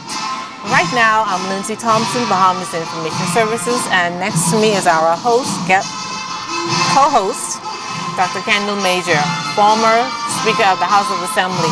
Dr. Major, what we are seeing now is His Excellency, the Governor General, inspecting the guard and a royal salute. Yeah, this is, again, there's so many moving parts. A lot is going on at the same time.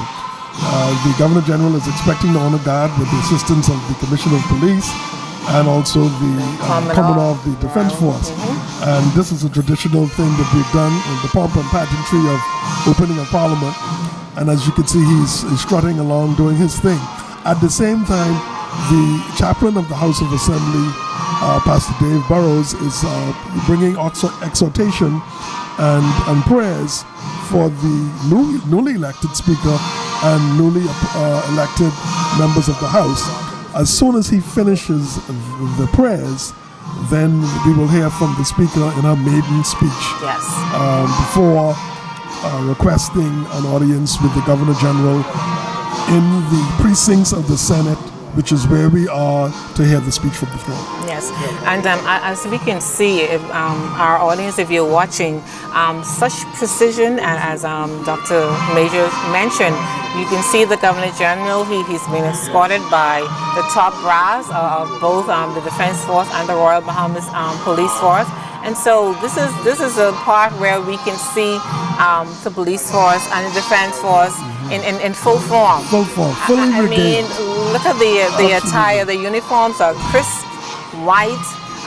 Everything is in place. Look at our female Marines. Yes. Okay, I got to keep talking with the girls today. Yeah, absolutely. They are looking very, very resplendent and very sharp. It turns out to be a beautiful day. Yeah, I can see a balmy breeze. Yes. The palm trees are swaying. Yes. Befitting of such a time as this. Absolutely. When, they're fully regaled, and I'm sure it might be a little hot under the collar because of the weather. But we can see there's a light breeze blowing, and the Governor General, he's having a conversation with a woman Marine just now. And so this is like the pride and joy of the military. Yes. This is when they showcase what they could do, the precision, their attire, and their discipline in service. And so I'm sure Governor General enjoys this, and they too enjoy, particularly like you said, when he stops by one or two of the Marines and have a short conversation. And this is so steeped in tradition.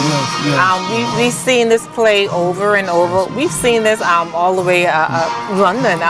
We've seen Her Majesty the Queen. In fact, this is a great tourist attraction in London to see that they call this the changing of the guards. Yes. And they do this quite often.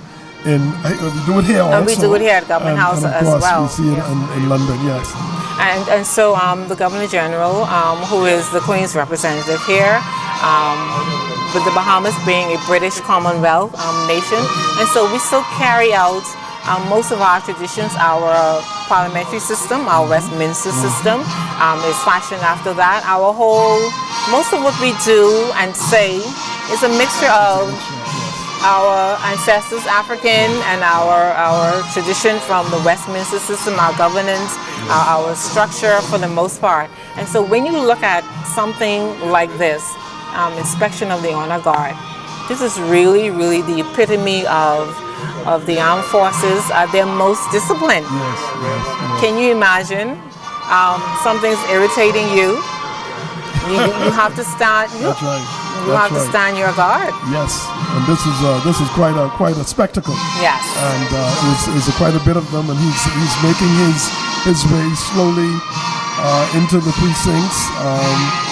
And there's still a lot of cameras out there. Persons are enjoying this. This is a Bahamian tradition like none other. We enjoy pomp and pageantry. Don't we? We love our armed forces, especially. Guard of honor! Shoulder! Guard of honor! Royal salute! Present!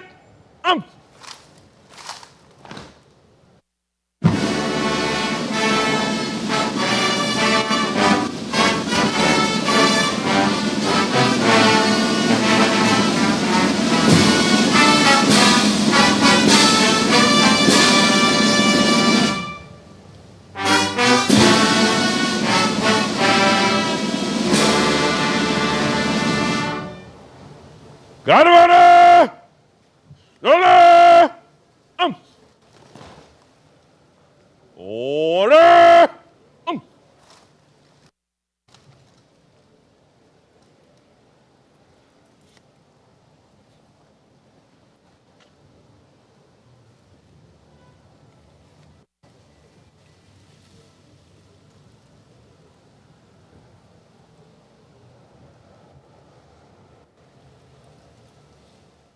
Citizens in an independent Bahamas, the right to exercise their freedom of assembly and association. This year marks our 292nd year of unbroken parliamentary tradition. For this, we can be justly proud. As we have reassembled in this new day, although differently constituted, I would like to recognize that today is an historic day of many. As a result of the ongoing health pandemic, we have opened Parliament away from the historic halls of Parliament Square.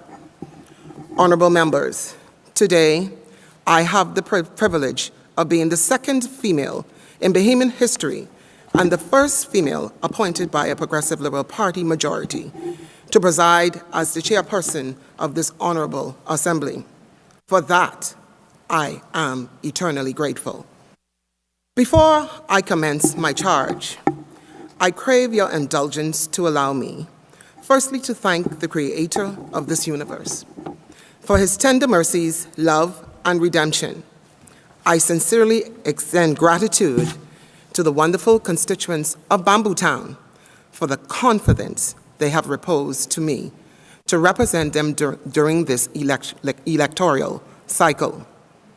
I would like to thank the honorable member for Cat Island, Rum Cay, and San Salvador, and my parliamentary colleagues for your vote of confidence in elevating me to this distinguished office in this parliamentary institution. Lastly, but certainly not least, to my daughter, family, and friends, thank you for your patience, understanding, and benevolence. It is with deep sense of humility that I accept my appointment to the office of Speaker. I shall endeavor to continue the tradition of dignity and honor that has marked this office. I will seek to prove myself worthy of my office. I will aim as high as I can to maintain the decorum, respect, dignity, and fidelity in the proceedings of this honorable House. I assure you that I will claim from His Excellency all of those ancient rights and privileges that have been historically afforded to members of Parliament.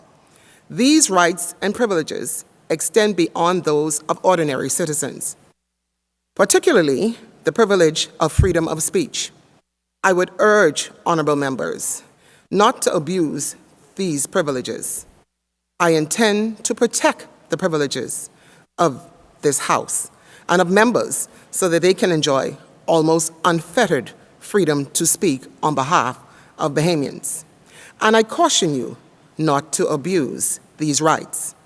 We cannot afford any slippage in any of those areas if we intend to advance the institution. I will be naming the sessional committees in short order.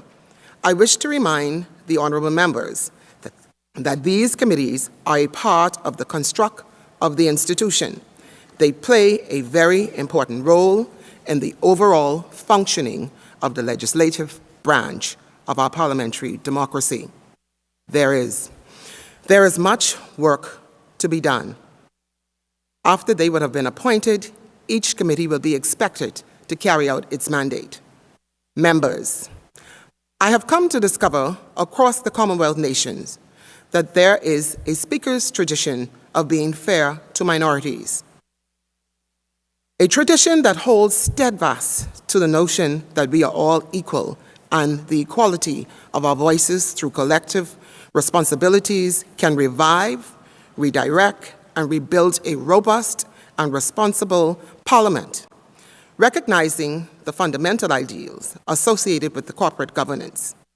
As Speaker, I intend to maintain this ancient tradition, as it is my hope that notwithstanding our partisan opinions, this Parliament will create better relations with each other while tabling the affairs of the people in order to create progressive and transformative recommendations which will ultimately enhance legislative change. While the Chair is cognizant of the fact that the Executive is present in the Chamber to account to Parliament for its stewardship of the people's business, there will be an overarching principle that as far as possible, all members wear the same size cloak of honor, and based on that assumption, all members are to be treated equally. The business of this House will be conducted in an atmosphere of respect. I charge all members to be courteous and respectful to the Chair. I charge members to also be courteous and respectful to each other in the conduct of your debates. Honorable members, as the COVID-19 pandemic continues to plague our nation, we owe a great debt to many who are not here, many who didn't live to see the sunrise on this new day. Therefore, it is our solemn duty to press forward. We must press forward with a determined zeal to continue the progress that this Parliament initiated when it was first convened in 1729, which was never broken from this very chair. Their voices have all charged parliamentarians to deliver security, prosperity, and to recognize the abiding respect for the rule for our common humanity. From the depths of the greatest health crisis of our time, we must coordinate our response to avoid further catastrophe in the hope of steering our country in a direction to heal our nation. This is important work. This is the good work that we were elected to do. Therefore, let's press forward and not backwards, upward with the confidence of creating bipartisan relations, onward to a firm belief that human dignity is the greatest respect we can afford our fellow constituents, and together.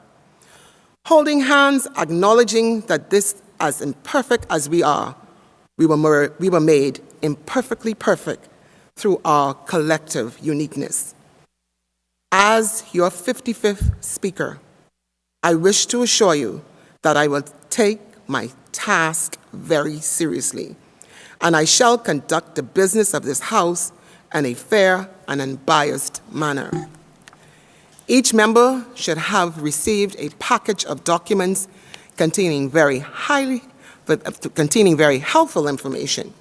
A copy of the rules of procedures is in that package. I counsel you to acquaint yourselves with these rules, as I shall enforce them. I am not unmindful of the view that the Chamber is a political arena, and a degree of latitude will be extended to all members. It is not the intention of the Chair to stifle debates or to render them dull and lifeless, but do expect the Chair to allow the conduct of business of this Chamber to descend to a level of unacceptable mean. Disrespect for the Chair will in no way be tolerated. Honorable members, as a body, we are servants of the Commonwealth of the Bahamas. As individuals, we are the servants of our constituents. We have a moral obligation to treat them with respect by embarking on every debate with sobriety and decorum. We have a moral obligation not only to show up for work, but to show up for work on time. I have every intention to start the business of this House on time every day. I have the assurance that the government is committed to ensuring the attendance of a sufficient number of members to form a quorum. For that, I am pleased. The time for the commencement of each meeting is set in the motion for suspension or adjournment. Let us make a concerted effort to honor this commitment. The elections are over, and while the people's decision cannot be favorable to everyone, we must bear in mind that it is the people's right to decide who will govern them over the next 5 years. The decision has been made. It's time now to get on with the people's business. I now take this opportunity to congratulate the honorable member for Cat Island, Rumpke, and San Salvador, the Honorable Philip Edward Brave Davis, for driving his party to victory during the elections held 16 September 21. I also wish to congratulate all members who were successful in their respective constituencies. Let us all look forward to this new parliamentary session with hope and determination to progressively enhance the quality of life for all and sundry. Thank you.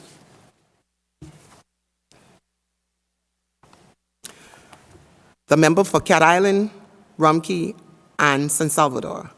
I am advised by the clerk that you seek permission to address the House. The chair recognizes the honorable member for Cat Island, Rumpke, and San Salvador. Thank you, Madam Speaker.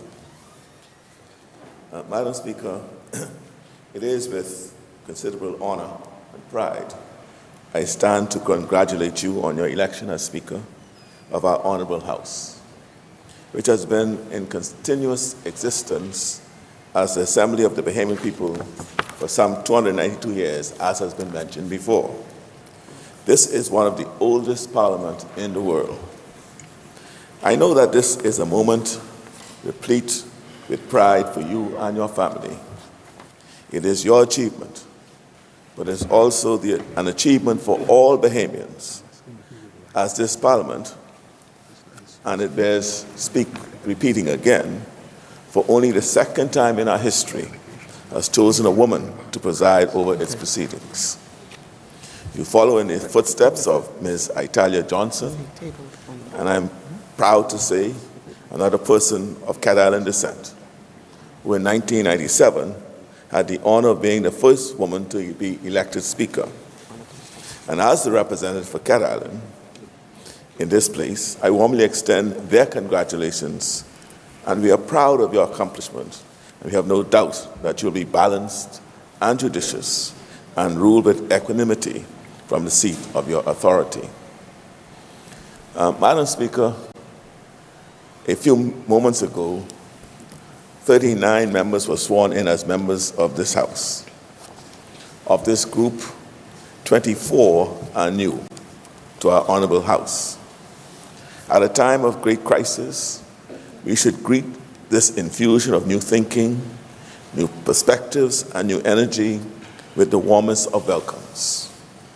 It is indeed a very serious time to become a representative of the people, a time when our challenges are great and the needs of our people many. I congratulate all of our fellow members and pray that each one of us works hard and well for our constituents and for all Bahamians. We must all respect and honor the rules, customs, and practices that have guided the conduct of members of our House and ensure that democratic principles are fully entrenched in everything that we do. And as Madam Speaker is well aware, the political impartiality of the Speaker is one of the most important features of our system. Now that you have taken your solemn oath, and each and every member of the House should feel confident that you will deal with them fairly, and you've expressed that in your opening statements, and not to show any form of favoritism or partiality. In like manner, we are all obliged to demonstrate courtesy and respect for you and for your office. Madam Speaker, I hope that my years of parliamentary experience will allow me, when helpful, to guide the newer members and to offer to you, Madam Speaker, any wisdom gained from that experience, of course, without overstepping my role or overstepping or intruding on yours. Madam Speaker, on the 16th of September, the people of the Bahamas ushered in a new day. I would like to commend the Bahamian people for the peaceful, serious, and measured manner in which they exercise their democratic right. The Bahamians who sent us to the House to represent them did so with votes that were not, in many cases, easy to cast. In fact, to our regret, many of our fellow citizens who wished to vote were not able to, for various reasons. Nonetheless, the election last month did send a message. Bahamians said loud and clear that old answers are not the solutions we need to build a new future. And there's no time to waste. The day of reckoning is here. Problems that were postponed too long must now be confronted. Many of the choices which lie ahead will not be easy ones. But if we have the best interests and the dignity of the Bahamian people as our North Star, we will rise to the moment. Even as we move to stabilize the nation's finances, we need to invest in new healthcare capacity and to get our children back into classrooms that are safe for everyone. We need to build an economy that is dynamic and exciting enough to answer the doubts of every young Bahamian who wonder if their future can be built here. We have a moral imperative to transform opportunities in education and employment and ownership. We have to build for the future, even as we confront the present. In Parliament, the people rule through their representatives, but there is a higher power who would want us to act from a place of mercy, compassion, and humility. Let us pray that we reach that worthy aspiration. Madam Speaker, it will be our sacred responsibility in the House of Assembly to not just find an exit from existing crises, but to build a country that is stronger and more resilient. Let this be a time of renewal, a time when we come together with courage and with common purpose to define our nation's cause, a time to serve our people. And I emphasize, a time to serve our people, our country, and our God. May God bless you, Madam Speaker, bless all of us, and of course, may God bless the Commonwealth of the Bahamas.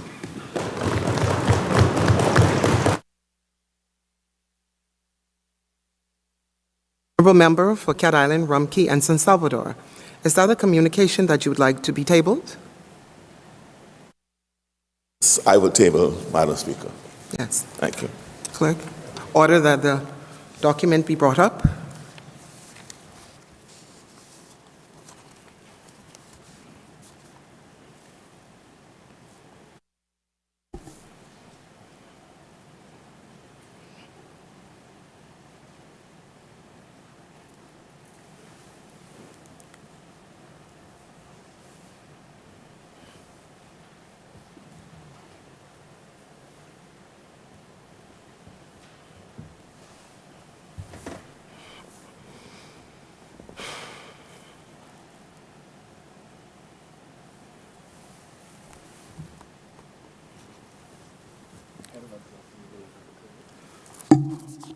Order that the document do lie on the table.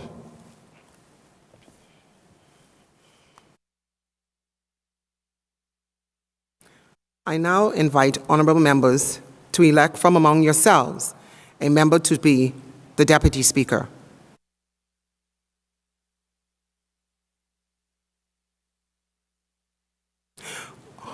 Honorable Member for South and Central Eleuthera. On behalf of the resilient people of the great constituency of Central and South Eleuthera. First, I would like to thank God Almighty, my wife Delia, my family, the Honorable Prime Minister, members of the Progressive Liberal Party, my team members, and especially my constituents. As newly elected members of this chamber, we are not in this place by chance. It has been almost 40 years since the Progressive Liberal Party has represented the constituency of St. John's, now known as North Eleuthera. The then member was the Honorable Peter Bethel, who made great strides for the fishing industry in developing the communities in that constituency. The now member for North Eleuthera is a true example of how hard work, determination, and building relationships leads to success. He has a tall task in rebuilding Eleuthera, but I am sure he is up for the challenge, and no doubt he will succeed. Eleuthera did indeed bring home twins, and I am excited to work along with my friend and my brother to bring back the glory days to Eleuthera with a renewed focus on Family Island affairs and development. Eleuthera will now get the focus and attention it has lacked for so long. It is indeed a new day. Madam Speaker, it is only then fitting that I rise to nominate the honourable member for North Eleuthera to the Deputy Speaker of the House.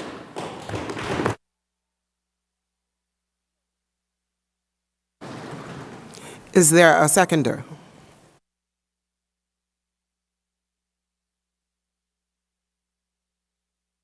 Honourable Member for Central and South Apico. Madam Speaker, I am humbled to rise from the Central and South Apico constituency. I'm here to serve my fellow Abiconians. I would like to thank my family, my team, particularly my fellow Abiconians for putting me in a place to bring Apico back from the ashes. We have been severely distressed. Our challenges are overwhelming, and I plan to stand and speak strong for my people. I rise to second the motion for Deputy Speaker.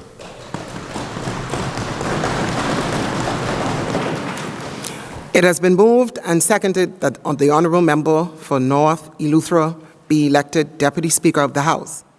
As many are in favour will remain seated. Those opposed will stand. The honourable member for North Eleuthera has been elected Deputy Speaker of the House. I congratulate the member for North Eleuthera and invite you now to bring brief remarks. Good day. It is truly a new day. Although I am a man of very few words, I'm humbled and honored.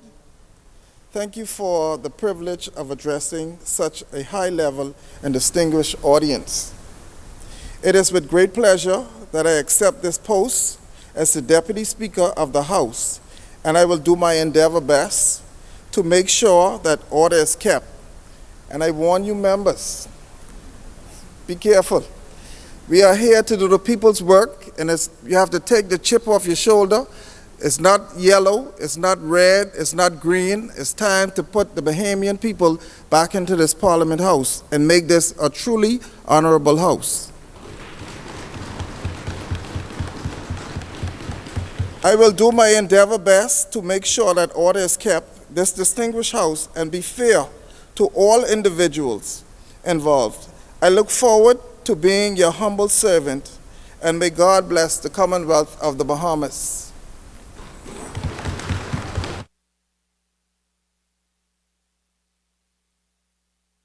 Thank you, Honourable Member for North Eleuthera. I will now appoint the following members to be a committee to wait on His Excellency, the Governor General.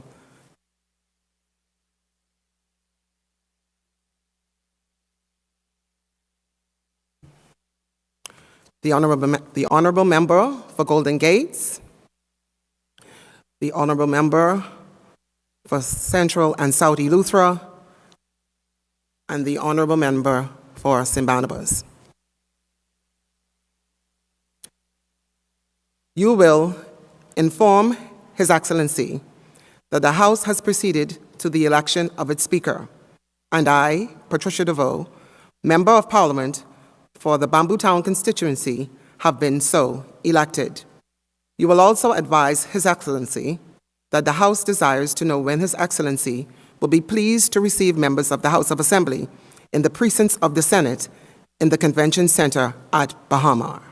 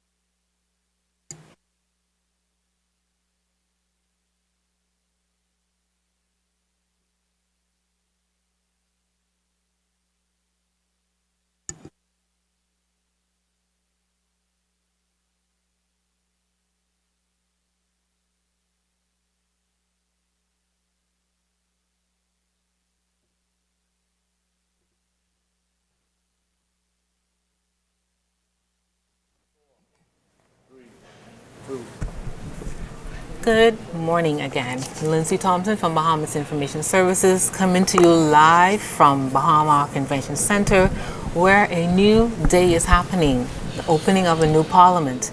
And here with us, Dr. Kendall Major, former Speaker of the House of Assembly. Now, Dr. Major, we've just witnessed history in the making. For the second time in our parliamentary history, Yes, we have. a female Speaker of the House of Assembly has been elected. Patricia Ann DeVoe, Member of Parliament for Bamboo Town. And in her remarks, she was forceful. She was. promised to do certain things, enhance legislative change. She urged MPs to put on a cloak of honor from members and be respectful to each other and respectful to the chair. How important is that? Boy, she hit on all the key points that a speaker should begin their maiden speech with. She spoke about the need for absolute respect. She also mentioned that we need to start on time. That's no such thing as Absolutely. behaving time in the House of Assembly. There shouldn't be. And I agree with her wholeheartedly. And so she will need to put measures in place right away. Yes. Get off to a good start. And I believe the deputy speaker that has been elected, Mr.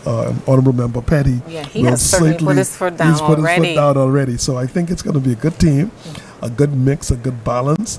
Her speech was impressive. Yes, it was. She was strong. She knows her authority. Yes. And she recognizes that this is a new period, a new day, and a new opportunity for great things. And so, I'm very happy for both of them. I'm happy for this new parliament. Yes. And the Prime Minister, in his congratulatory remarks, alluded to the fact that she's the second speaker, with Roma Talia being the first Johnson being the female first, yeah. in 1997. Yes. And look how long ago that was. We've come a long way, We've and come a women long way. continue to make strides in our vibrant democracy. Yes. You know, let's go back. She really focused on two key elements which stood out in my mind: cloak of honor, and be treated with respect, each other, and respect the chair. Yes. That's important because the debates are passionate, but they ought to not be personal. Right. And in our attempt to use the English language to get our point across, some members in the past have resorted to personal attacks, unfounded statements, and that tends to put the speaker in a very unusual position, and that's where you will depend on her rulings to indicate, keep it within the rules, keep the boundaries. So remember, each member has the same rights as the other, and allow each member to be respectful to each other. That's something that, first of all, begins with personal integrity and personal responsibility, but the speaker's role there is to bring balance and to guide that through. So again, she's hit all the key points, and I'm looking forward to watching her leadership in guiding that through. So excited to see her in her element. Now, you mentioned to me that you met with her. Yes, I have. You know, old meeting the new. So what was that conversation like? That was a very good conversation. She appreciated that I reached out to her, and I thought it was fitting to give her to let her know that she has an ear to hear, someone who has sat where she has sat. And so I would I have experienced what she will come to experience. And one of the first things that she will experience is she will be lonely in her eminence. The speaker's role, if it's done correctly and appropriately, you're a friend to no one but a friend of all. And so you cannot show favoritism, you cannot show leanings to the party that brought you there. She's not a PLP anymore. She is the Speaker of the Honorable House of Assembly, which means she's the Speaker for all members. And that's an important role to play, that's an important designation, and she has to recognize that her boss is not the Prime Minister.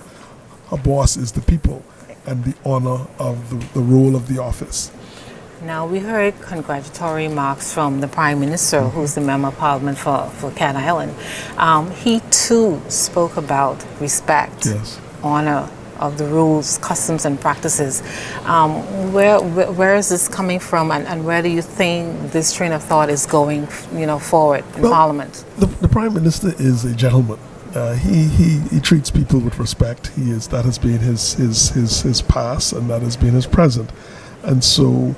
It will be a refreshing change to see a parliament that is conducted with dignity and honor and mutual respect among its members. I look forward to seeing that day.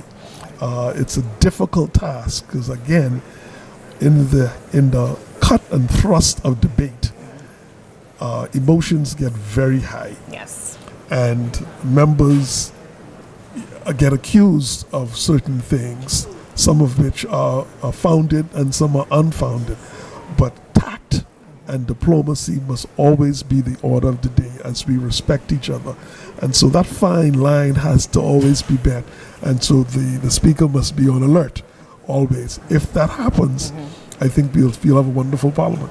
So it seems as if we're all on the same page. Yes. The speaker, her deputy, and the Prime Minister. Yes. We're all talking about respect, rule of Honor, law, discipline, discipline, respecting each other as members of Parliament, and respecting the process, the proceeds, and the protocols of the Honourable House. Yes, that's a tall task, but it's workable, and it's reachable, it's attainable, and so I like the start. I like the posture. And I'm sure the Prime Minister will give the Honourable Speaker and Deputy Speaker the space to conduct themselves and to do their duty. They must be independent. They must appear to be independent. They must exert their independence. And if that happens, I think the Parliament will continue to grow. And you had mentioned also in the Honourable Speaker's remarks, she talked about increasing the respect for the Parliament, but also changes in Parliament, fundamental changes that would cause the Parliament to grow. And so committees should function greater. The institution should be deepened, and Parliament should become more independent than it is. And so I'm sure within the spirit of growth and the deepening of our democracy, we'll see good things in this Parliament. And she also mentioned the high percentage of newbies, new members of Parliament, new people just in frontline politics, now in the House of Assembly. We've gone over some of these names. What can they expect? What do you think is going through their minds sitting in Parliament as we speak? You know what's interesting about that? It is important that they get off to a good start. And one of the best ways for a newbie to start Parliament is to have training on parliamentary procedures. They don't understand. Parliamentary procedures is unlike no other. It is, Toastmasters is helpful, yes, and other debating chambers are helpful, but parliamentary decorum and parliamentary diplomacy is far different.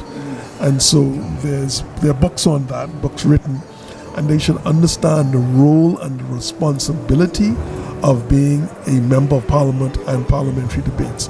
The rules of procedure speak to that. She mentioned that in her speech. Yes, read it, absolutely. digest it. She will follow it.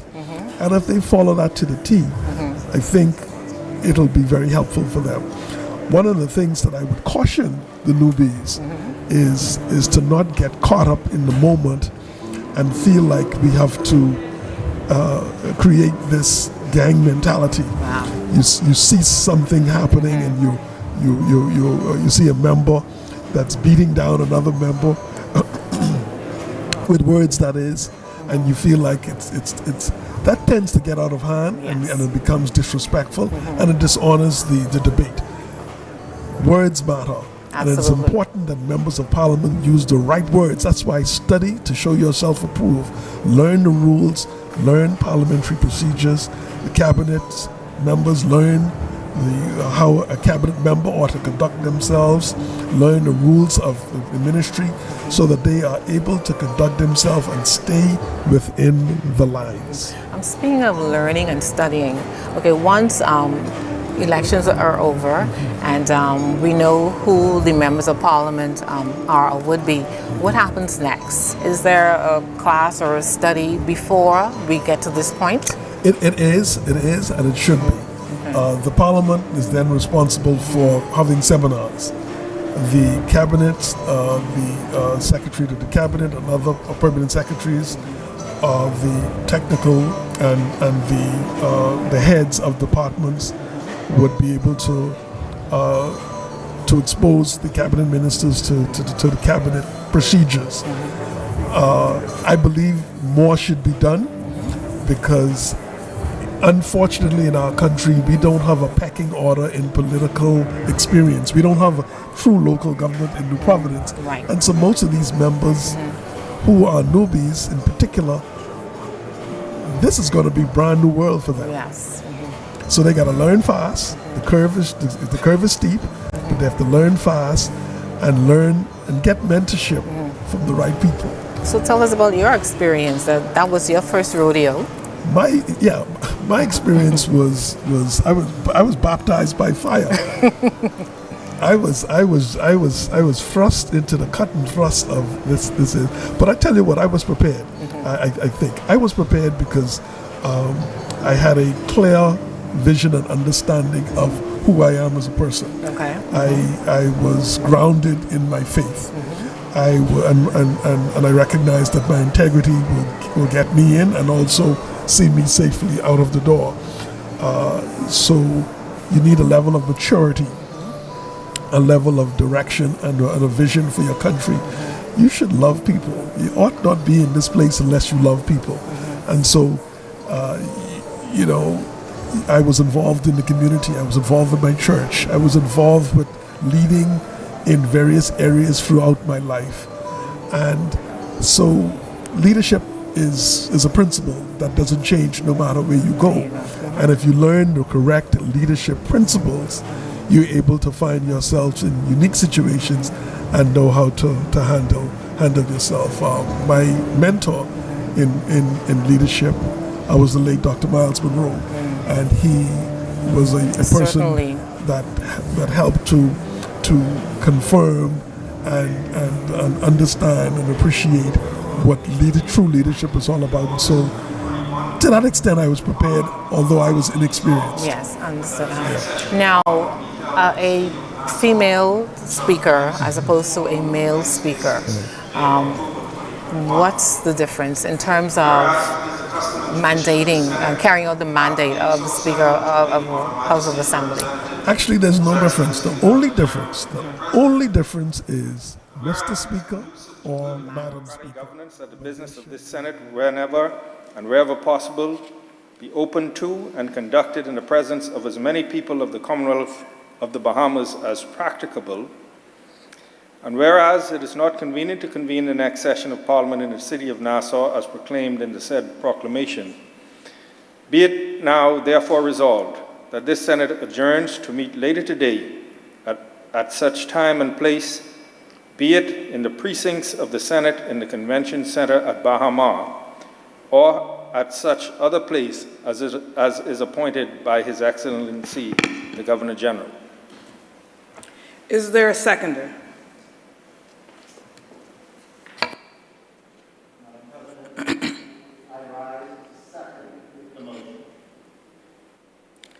It has been moved and seconded that the following resolution be agreed.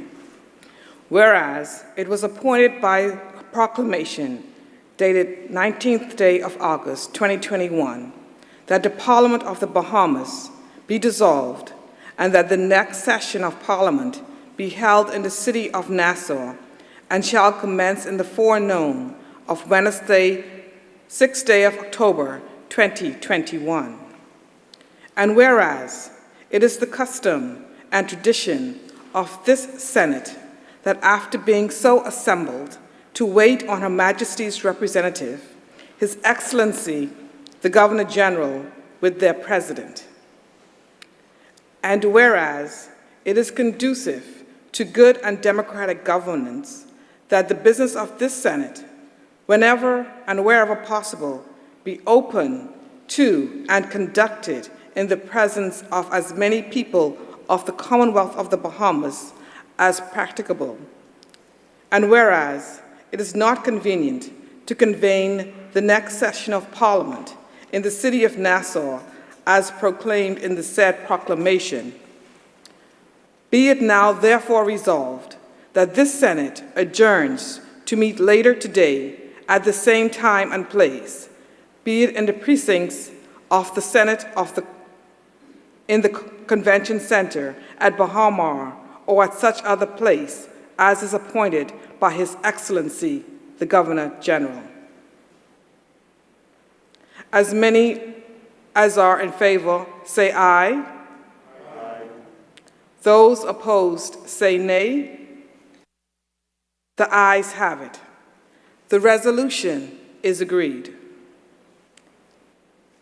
This meeting is adjourned. We will now proceed to the Convention Center at Baha-Mar to await the arrival of His Excellency. All rise. We will leave in succession the clerks and Madam President, followed by the side to the right,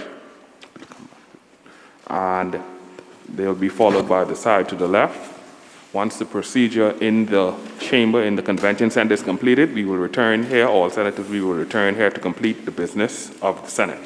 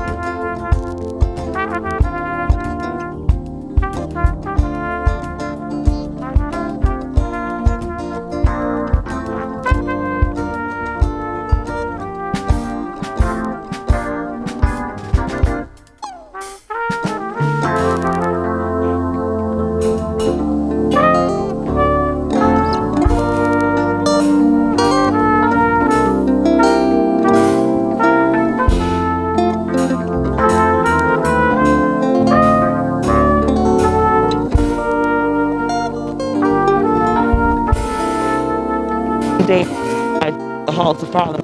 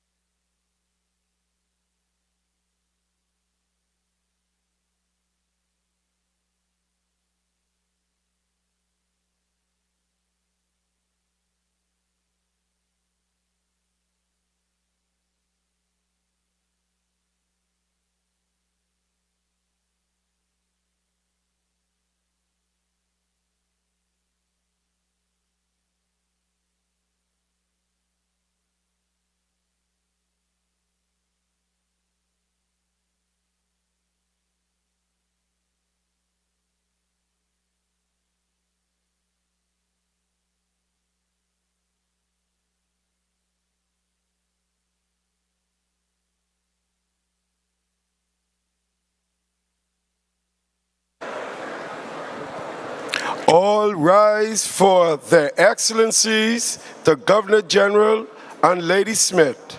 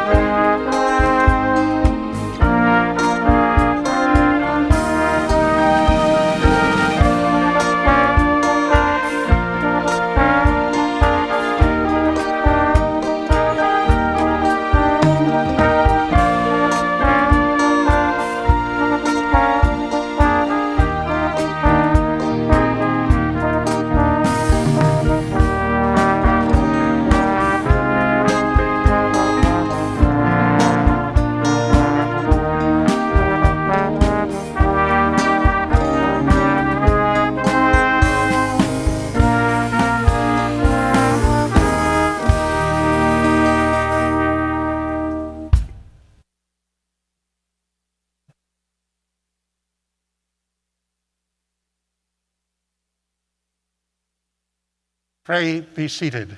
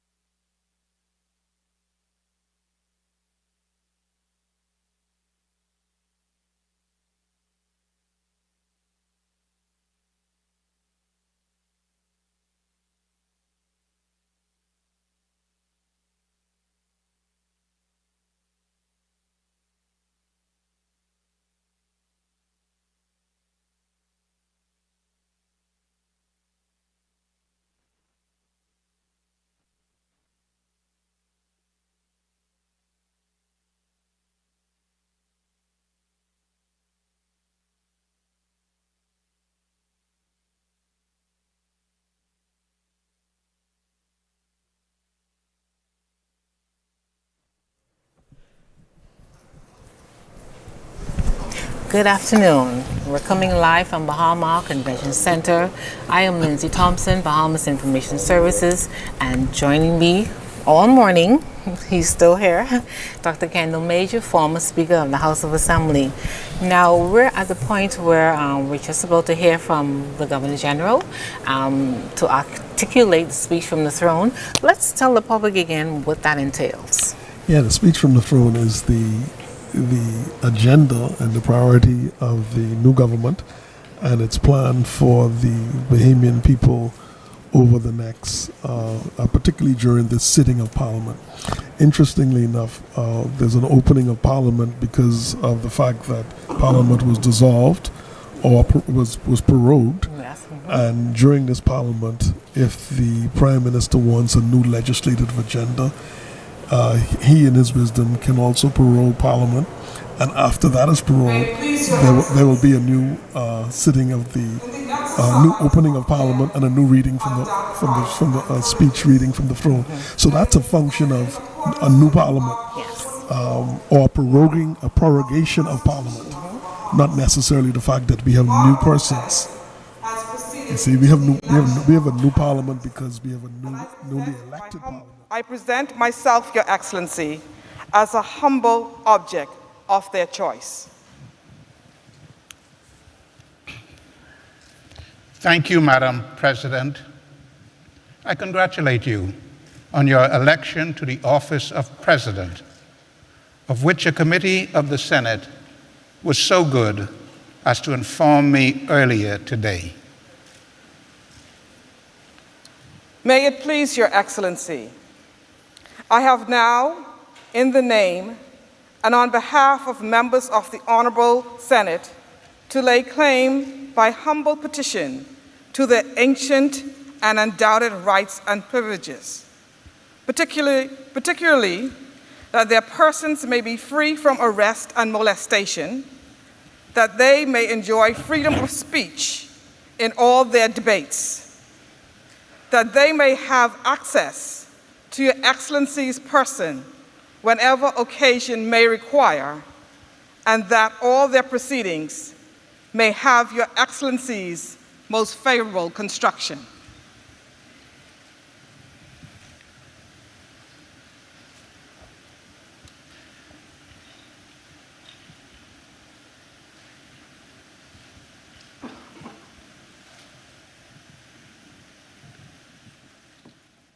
System of government. And Dr. Major, and we imagine high on the agenda will be how to arrest this COVID health crisis that we're currently experiencing. Our healthcare systems are maxed, are at capacity. We still have the Samaritan's Purse and the overflow of the hospital, and so we're eagerly anticipating what. You will proceed to the House of Assembly and command the immediate attendance upon me of the Honorable Speaker and the members of the Honorable House of Assembly. The COVID-19 crisis, and in my taking a quick peruse of the document, it speaks to the building of a new hospital. And a mammoth undertaking, but a necessary undertaking. We've seen the pictures of Princess Margaret Hospital, the water and the lack of resources and supplies and the challenges that we've been faced with at the Princess Margaret Hospital and the Ryan in Freeport. And so the government has drawn a line in the sand. We're going to build 2 new hospitals, Grand Bahama, and using private partners, private-public partnerships. And so that's a serious and a big commitment. And it shows the commitment of the government to dealing with COVID. And of course, how are we going to play this out? The Prime Minister often spoke about having the authority, the authority not being rested or vested in one person, to be the competent authority for, but to remove that and delegate that to a committee. Absolutely, because I'm sure he's grappling with the need for continued emergency orders. Exactly. We understand that certain things had to happen for us to get a grip on what was going on, even globally. But as we can see, and he's trying to get to the point where there's the right balance. Exactly. Economy, emergency orders, right. and normalcy. So I can't imagine sitting down and trying to formulate, to get that done based on what's been happening over the past year and a half. Yeah, the priorities are very complex, and it's not as simple as just shut the country down, and there's welfare and then there's well-being, and we have to balance both. And so I think he would be depending on the experts. On data, on research. What are the experts saying, and how can we mitigate this and still allow the economy to function and to thrive? I remember when nobody moved, nobody get hurt, and then yet COVID was up and COVID was down, but now we're still kind of slowly getting to a semblance of normalcy, but yet COVID is still with us. So we expect more to be done, and I'm looking forward to hearing more from the speech from the floor. Well, I'm sure the Bahamian public, they're just anticipating. I know we've heard some of that already, but when you hear it in this context, speech from the throne, a new parliament, we know that's the word going forward. Exactly. We know that from this point, definitely that's the word going forward. Yeah, so this would be an exciting time, but very, very difficult times. And wow, what a wonderful opportunity this government has to really make a substantial difference, a shift. We need a shift in our governance and our leadership and in our direction. Blueprint for change. Blueprint for change. That sounds familiar. I think that was one of the campaign booklets. Yeah, so that's consistent with everything. So we see right off the bat, healthcare. We have a new Ministry of Health and Wellness. So you bring the two together. It said you cannot balance health and not talk about October wellness. 2021, and whereas it was appointed by the said proclamation that this honorable House, after being duly constituted by the election of members thereto, should meet on the 6th day of October 2021, and whereas it is not convenient to convene the next session of Parliament in the city of Nassau as proclaimed in the said proclamation, and whereas it is the custom and tradition of this House that after being so constituted, to inform Her Majesty's representative, His Excellency the Governor-General, of that fact, and to know when he will be pleased to receive the Honorable House with its Speaker. And whereas it is conducive to good and democratic governance, that the business of this House, whenever and wherever possible, be open to and conducted in the presence of as many citizens of the Commonwealth of the Bahamas as practicable, and whereas His Excellency the Governor-General has summoned the attendance of members of the House of Assembly to the precincts of the Senate in the Convention Center at Bahama, be it now therefore resolved that this Honorable House do now adjourn to meet immediately in the precincts of the Senate in the Convention Center at Bahama, as is commanded by His Excellency the Governor-General, where he will receive the Honorable House with his Speaker. I so move. Is there a seconder?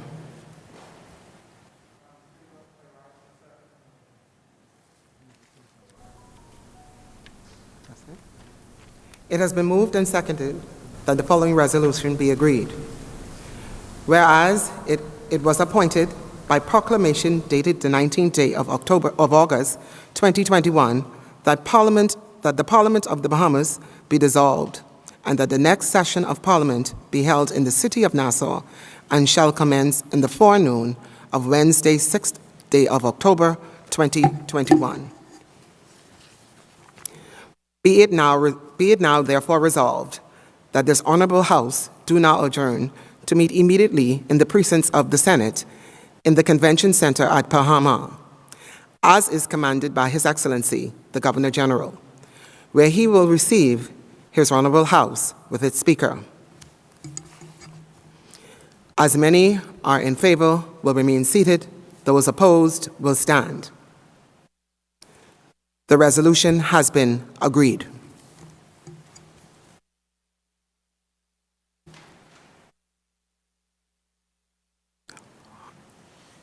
All rise.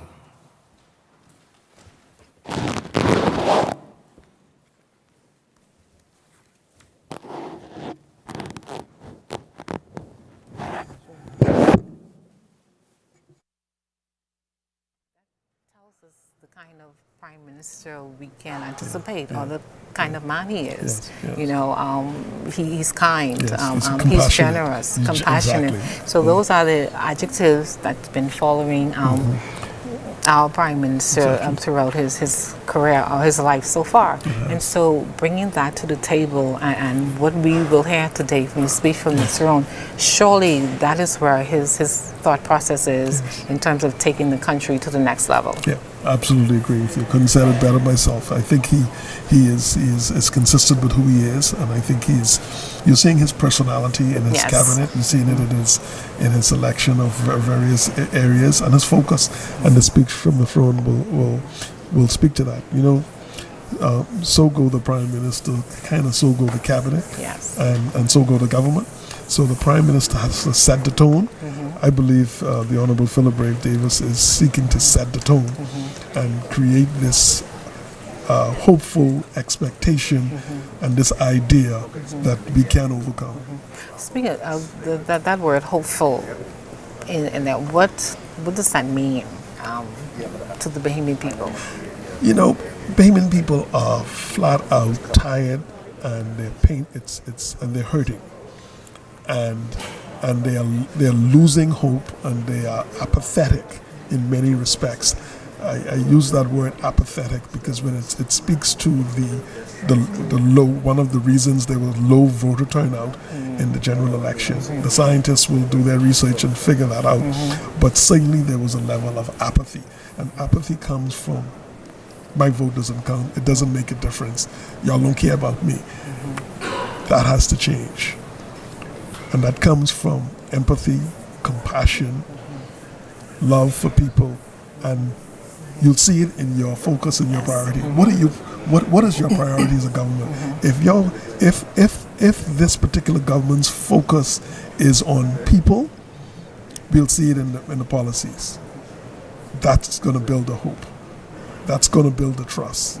Of course, trust comes from a little more. Yes. You say what you mean, you do what you say, and a strength of character that the Prime Minister must show in managing his cabinet and managing his government, the discipline that comes. But you put those two together, that builds hope. And people will then join you in this ride, because it's going to be a tough time for us, you know. It's not going to be easy. Absolutely. We've seen it. We've all felt it. And then once we got the returns from the general election, and then ushering of the new cabinet and the swearing in of the cabinet ministers, you know, the Prime Minister explained, we have a lot to do. We have a lot to do. All hands on deck. And it's going to take this amount of people to get the job done. We've already started. And so we're going to hear all of that reinforced in the speech from the throne today. COVID measures, new COVID measures, or relaxed COVID measures to take us forward. The economy, we're going to hear something about that in the speech from the throne. And so hope is vibrant. I mean, look at this room today. This is amazing. This is amazing. And I think that there's a sense of hope in the air. And again, the honeymoon is short, and let's get to work. Okay, and we'll take a break from there. Thank you. So we'll take you to the Senate.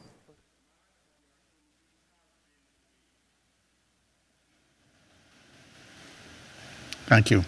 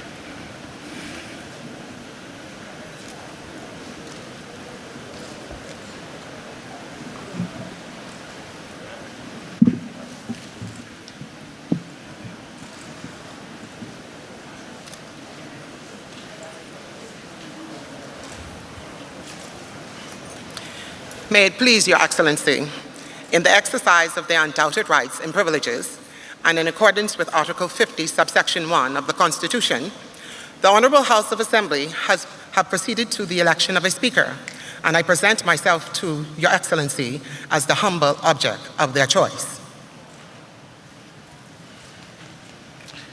Thank you, Madam Speaker. I congratulate you on your election to the office of Speaker, of which a committee of the House was so good as to inform me earlier today. May it please Your Excellency, I have now, in the name and on behalf of members of the Honorable House of Assembly, lay claim by humble petition to the ancient and undoubted rights and privileges, particularly that their person may be free from arrest and molestation, that they may enjoy freedom of speech in their debates, that they may have access to Your Excellency's person whenever occasion may require, and that all their proceedings may receive Your Excellency's most favorable construction.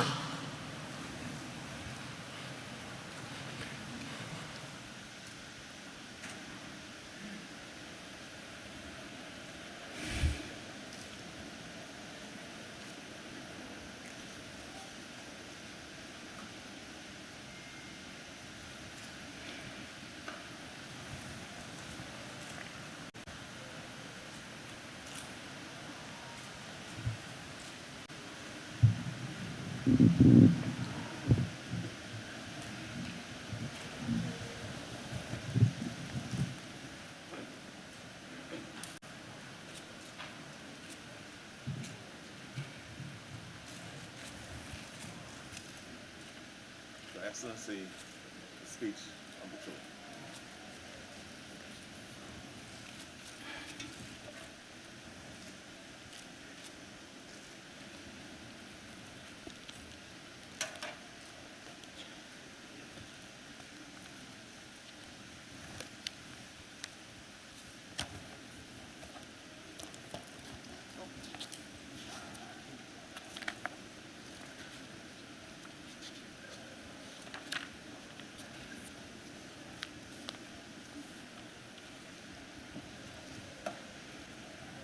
Madam President and honorable senators, Madam Speaker, and members of the Honorable House of Assembly,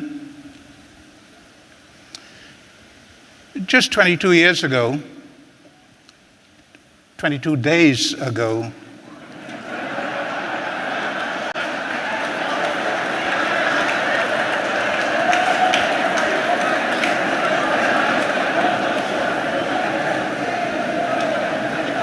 my government was elected with a mandate to bring about a new day in our Bahamas.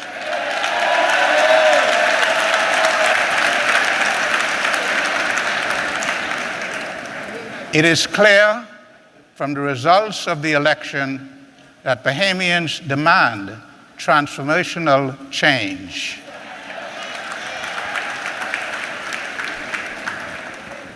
My government comes into governance with our country in the midst of a mismanaged health and economic crisis. My government is committed to work in partnership with other nations, with our local communities, and most importantly, with the Bahamian people to address the challenges that these crises pose. Today, my government proposes our blueprint for change.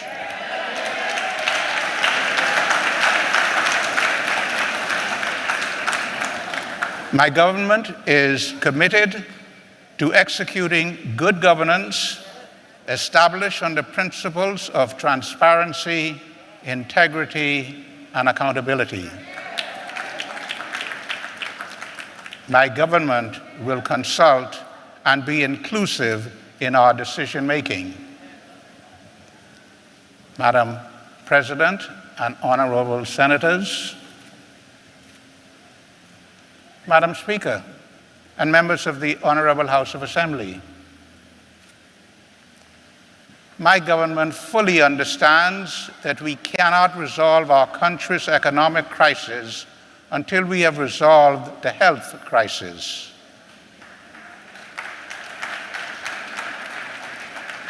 The COVID-19 crisis has exposed many of the weaknesses and vulnerabilities of our health care system. As a first priority, my government will therefore introduce legislation and policies to fully address future major health risks to avoid the need for emergency orders.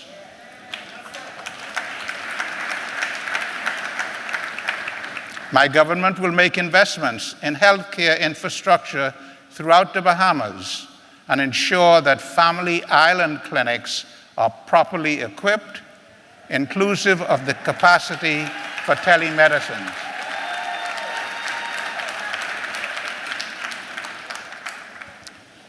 My government will build new hospitals in New Providence and Grand Bahama through public-private partnerships. My government will prioritize public health and wellness initiatives and will move more aggressively to introduce catastrophic health care insurance to make health care more affordable and to address the mental health issues in our country. My government also recognizes, applauds, and expresses its gratitude to the doctors, the nurses, other frontline workers, and volunteers for their meritorious and selfless service during this pandemic.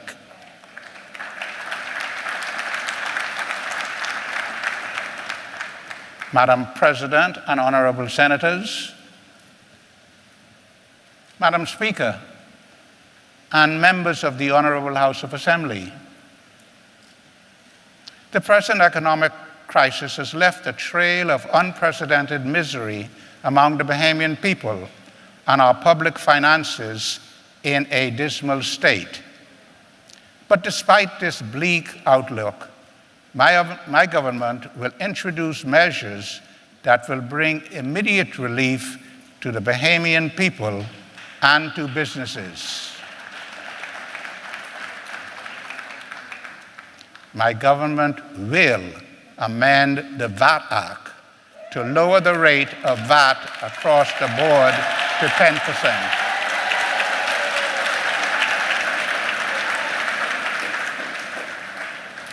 Madam President and honorable senators,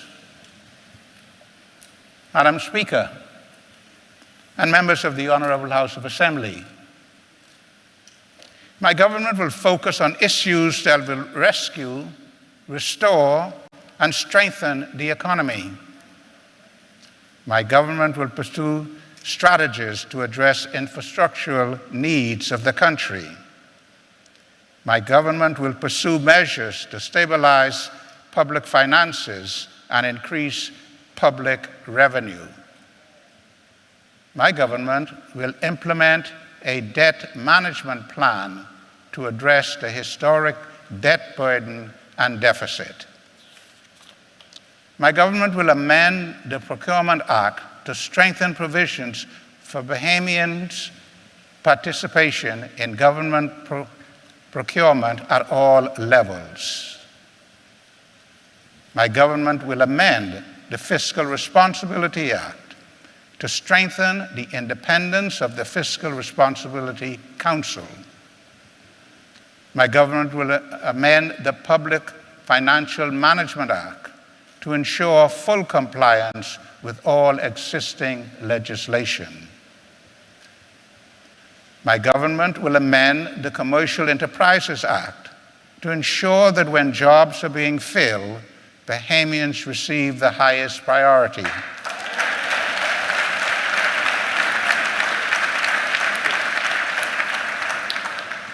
My government will also introduce measures to encourage renewable energy industries in solar, wind, wave, and ocean thermal energy.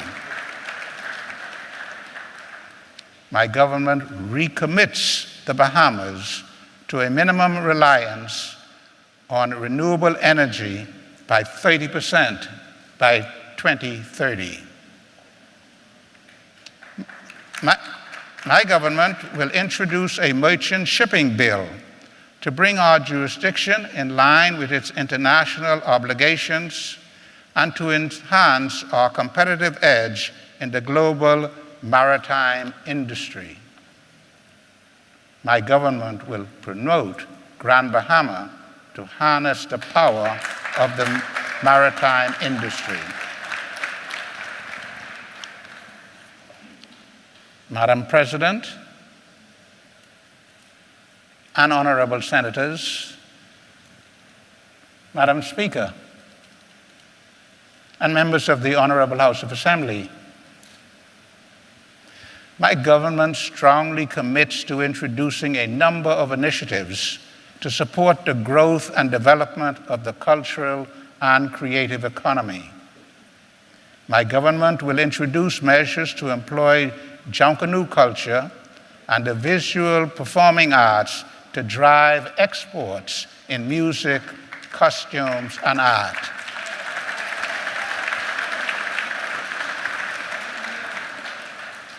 My government will relaunch and formalize the Sports in Paradise program to encourage major international sports federations and leagues to use the Bahamas as a base.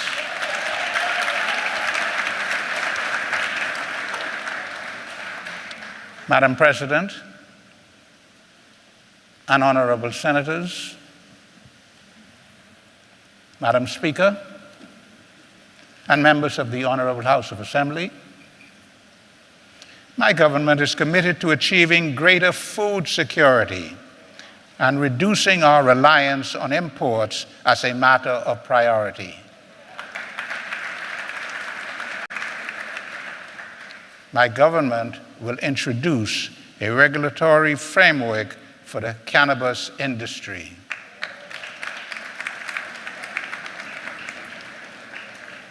Madam President and honorable senators, Madam Speaker, and members of the Honorable House of Assembly, my government will introduce legislation to facilitate a comprehensive program of digitization for the country.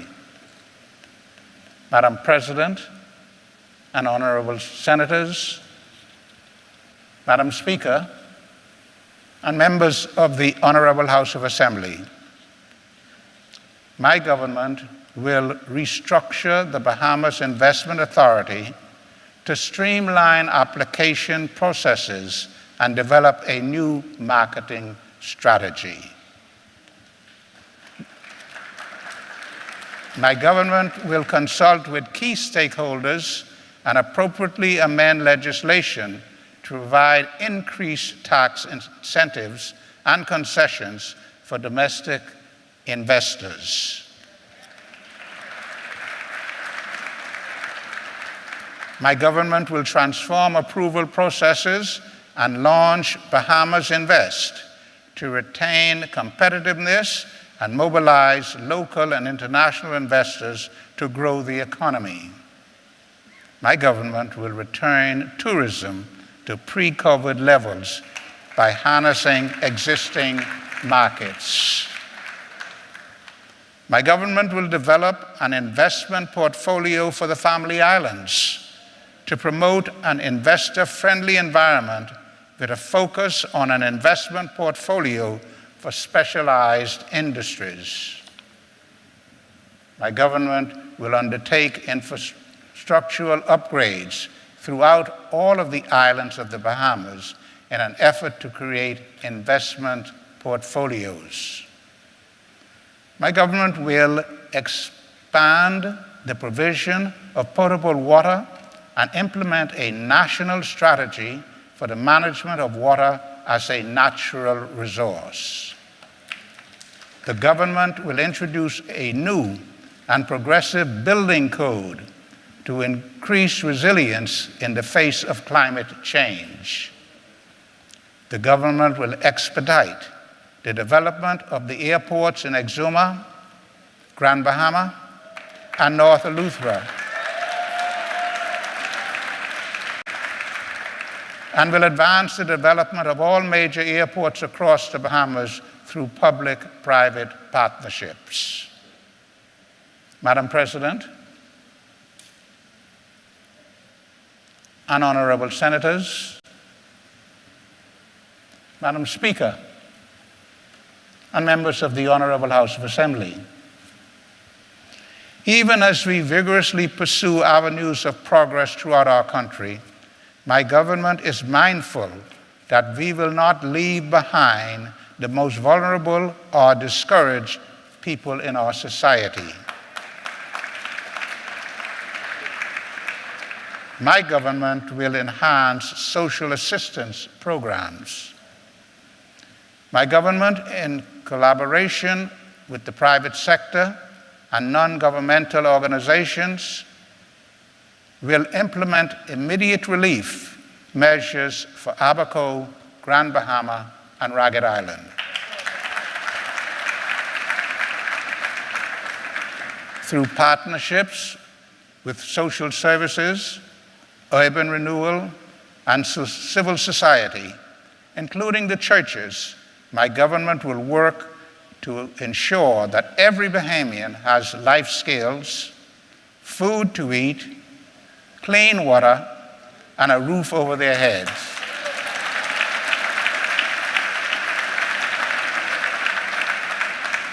My government will increase the pension for senior citizens.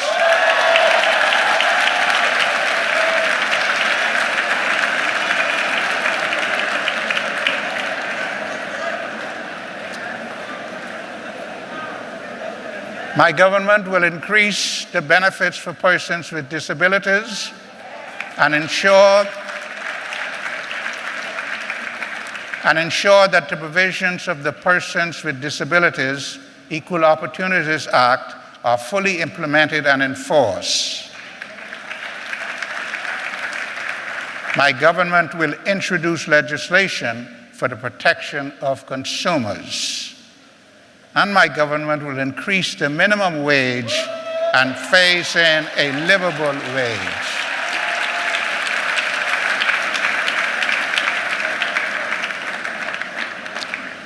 My government will reintroduce the RISE program, which provided substantial benefits to many families.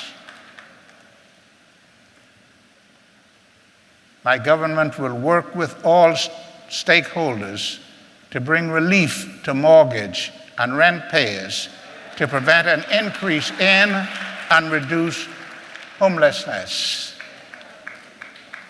My government will introduce legislation to provide for the establishment of an urban renewal authority to improve the quality of life for residents throughout the Bahamas.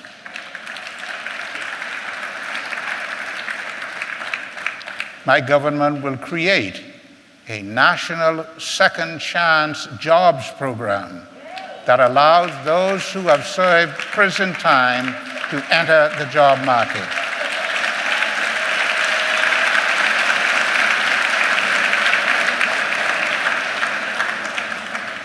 And as a part of the Second Chance program, my government will expunge the records of those young people convicted of minor offenses related to the use of marijuana,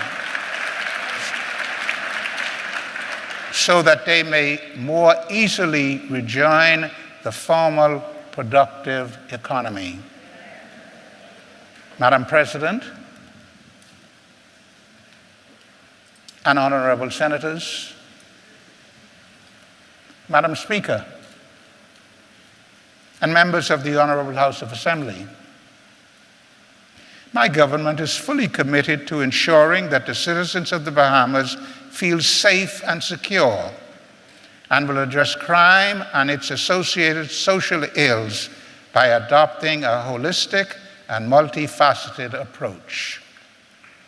My government will continue to strengthen the Royal Bahamas Police Force to battle crime and preserve the peace, and the Royal Bahamas Defense Force to better defend our territorial sovereignty.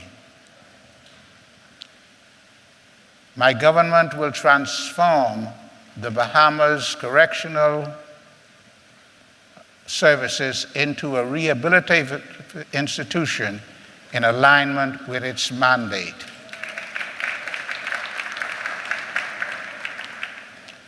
My government, after the broadest consultation with stakeholders, will seek to reform the electoral process in the Bahamas. Madam President and honorable senators, Madam Speaker and members of the Honorable House of Assembly, my government is fully committed to ensuring that our economy works for all Bahamians. And so my government will amend the Hotels Encouragement Act to provide better incentives for Bahamian-owned and joint venture boutique hotels and related tourism offerings. My government will introduce legislation to create tax incentives for small and medium-sized enterprises owned by Bahamians. My government will reestablish harmonious relations between labor, employers, and the government. My government will ensure that all labor issues are addressed as a matter of priority.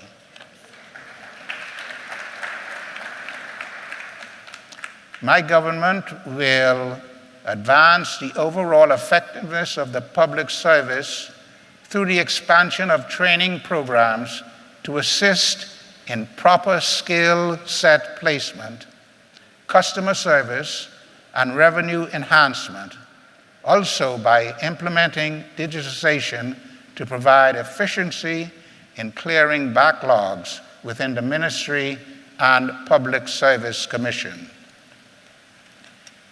In handling the accumulation of pending matters, my government will create room for new matters to be addressed immediately and consistently. Madam President and honorable senators, Madam Speaker and honorable members of the Honorable House of Assembly, my government considers housing to be a basic right, and through programs and policies, it will increase access to affordable homes. New subdivisions will be developed using public-private partnerships. My government will return to building houses for Bahamians.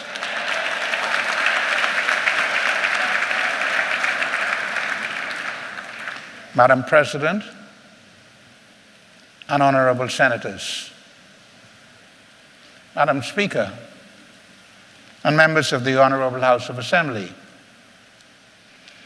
my government will work to ensure that the natural resources of the Bahamas benefit our people.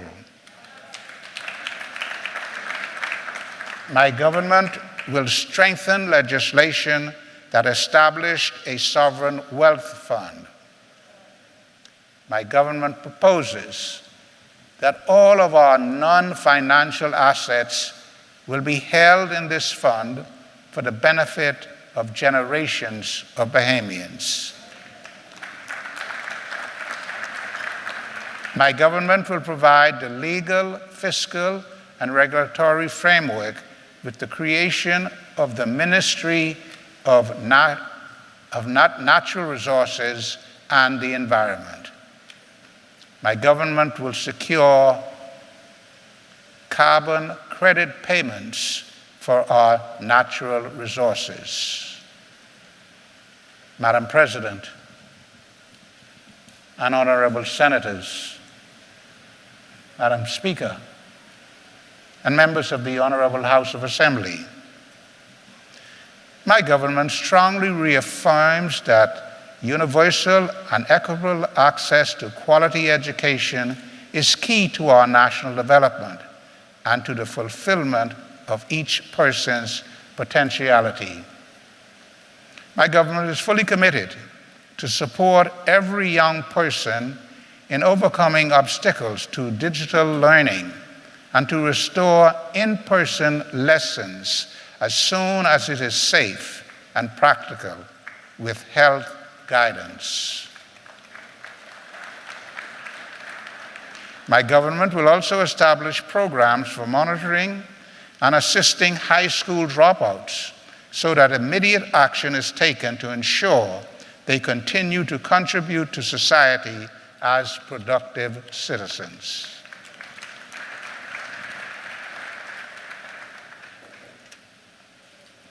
My government will introduce measures to expand the curriculum offerings and incorporate educational models that build character, promote self-esteem, foster good citizenship for a deeper understanding and appreciation of our history.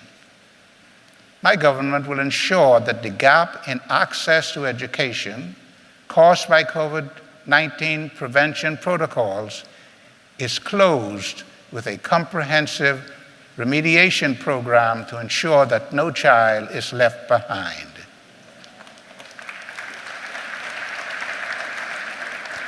My government will create magnet schools and specialty institutes for science, technology, engineering, the visual and performing arts, mathematics, financial literacy, and entrepreneurship. My government will amend the Education Act to provide for universal pre-primary education for 3- and 4-year-olds. Will consolidate the National Accreditation and Equivalency Council of the Bahamas and the Preschool and Daycare Council and specify homeschool modalities.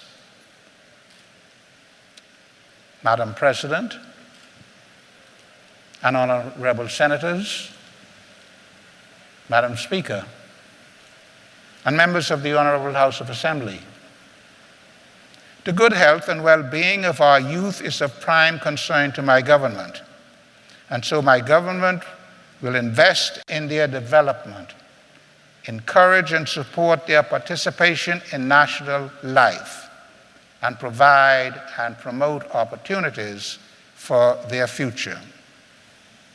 My government will create national programs that tackle new threats to the well-being of young people, including issues of mental health, lack of self-confidence and identity, excessive social media consumption, and national identity and unity. My government will create a national first job program that allows young people between the age of 16 to 25 to gain a 1-year government-subsidized placement in a field of national priority, including the new economies and trade. My government will launch the Community Youth Service and offer stipends for young Bahamians to provide service to NGOs and community groups. This can build a vital bridge between school and the job market. my government will establish a National Youth Guard in order for young people to receive technical training, enabling them to serve in a disaster response corps. Madam President, honorable senators, Madam Speaker, and members of the Honorable House of Assembly, my government will capitalize on the ongoing successes of the industrial sector on Grand Bahama and use the investment arm of the Ministry for Grand Bahama to create a one-stop shop to attract new local and direct foreign investment by way of duty-free concessions across the entire island.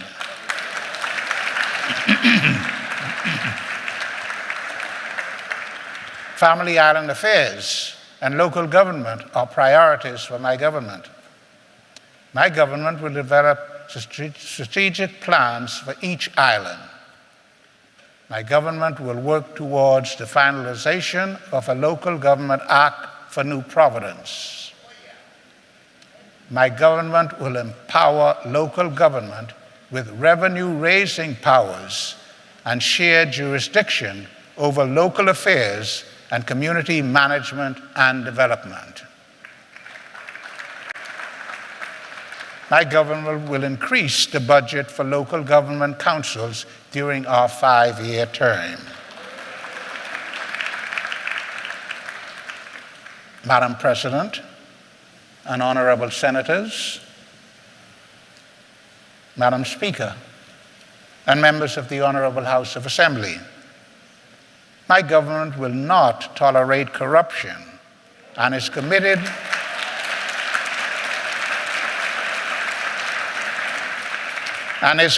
to introducing effective anti-corruption legislation. My government will govern for the many, not for the few.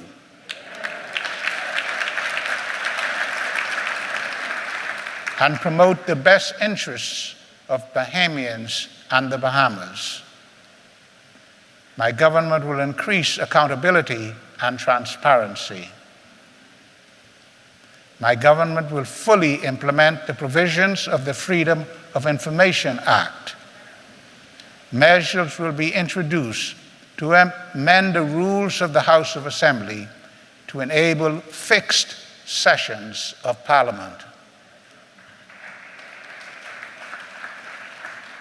My government will pursue a foreign policy that promotes and upholds our founding principles of democracy, human rights, and non-interference. My government will strengthen its engagement with the international community, becoming more strategic and deliberative in our participation in regional and international organizations. And in collaboration with neighboring countries, my government will work to strengthen our maritime borders and seek regional solutions to common issues such as migration. My government will deepen our relations with our bilateral and international partners and bring focused attention to the promotion of trade and investment and the provisions of technical assistance.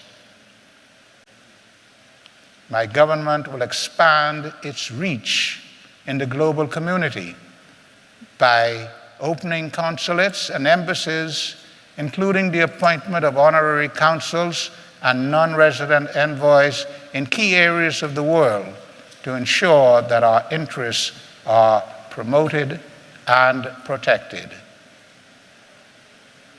Madam President and honorable senators, Madam Speaker, and members of the Honorable House of Assembly, these are the policies and plans upon which my government will legislate in order to bring about a new day in the Bahamas.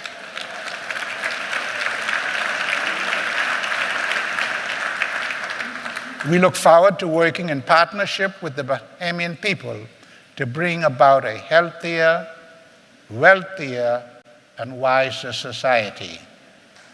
I pray that the blessings of Almighty God may rest upon your councils.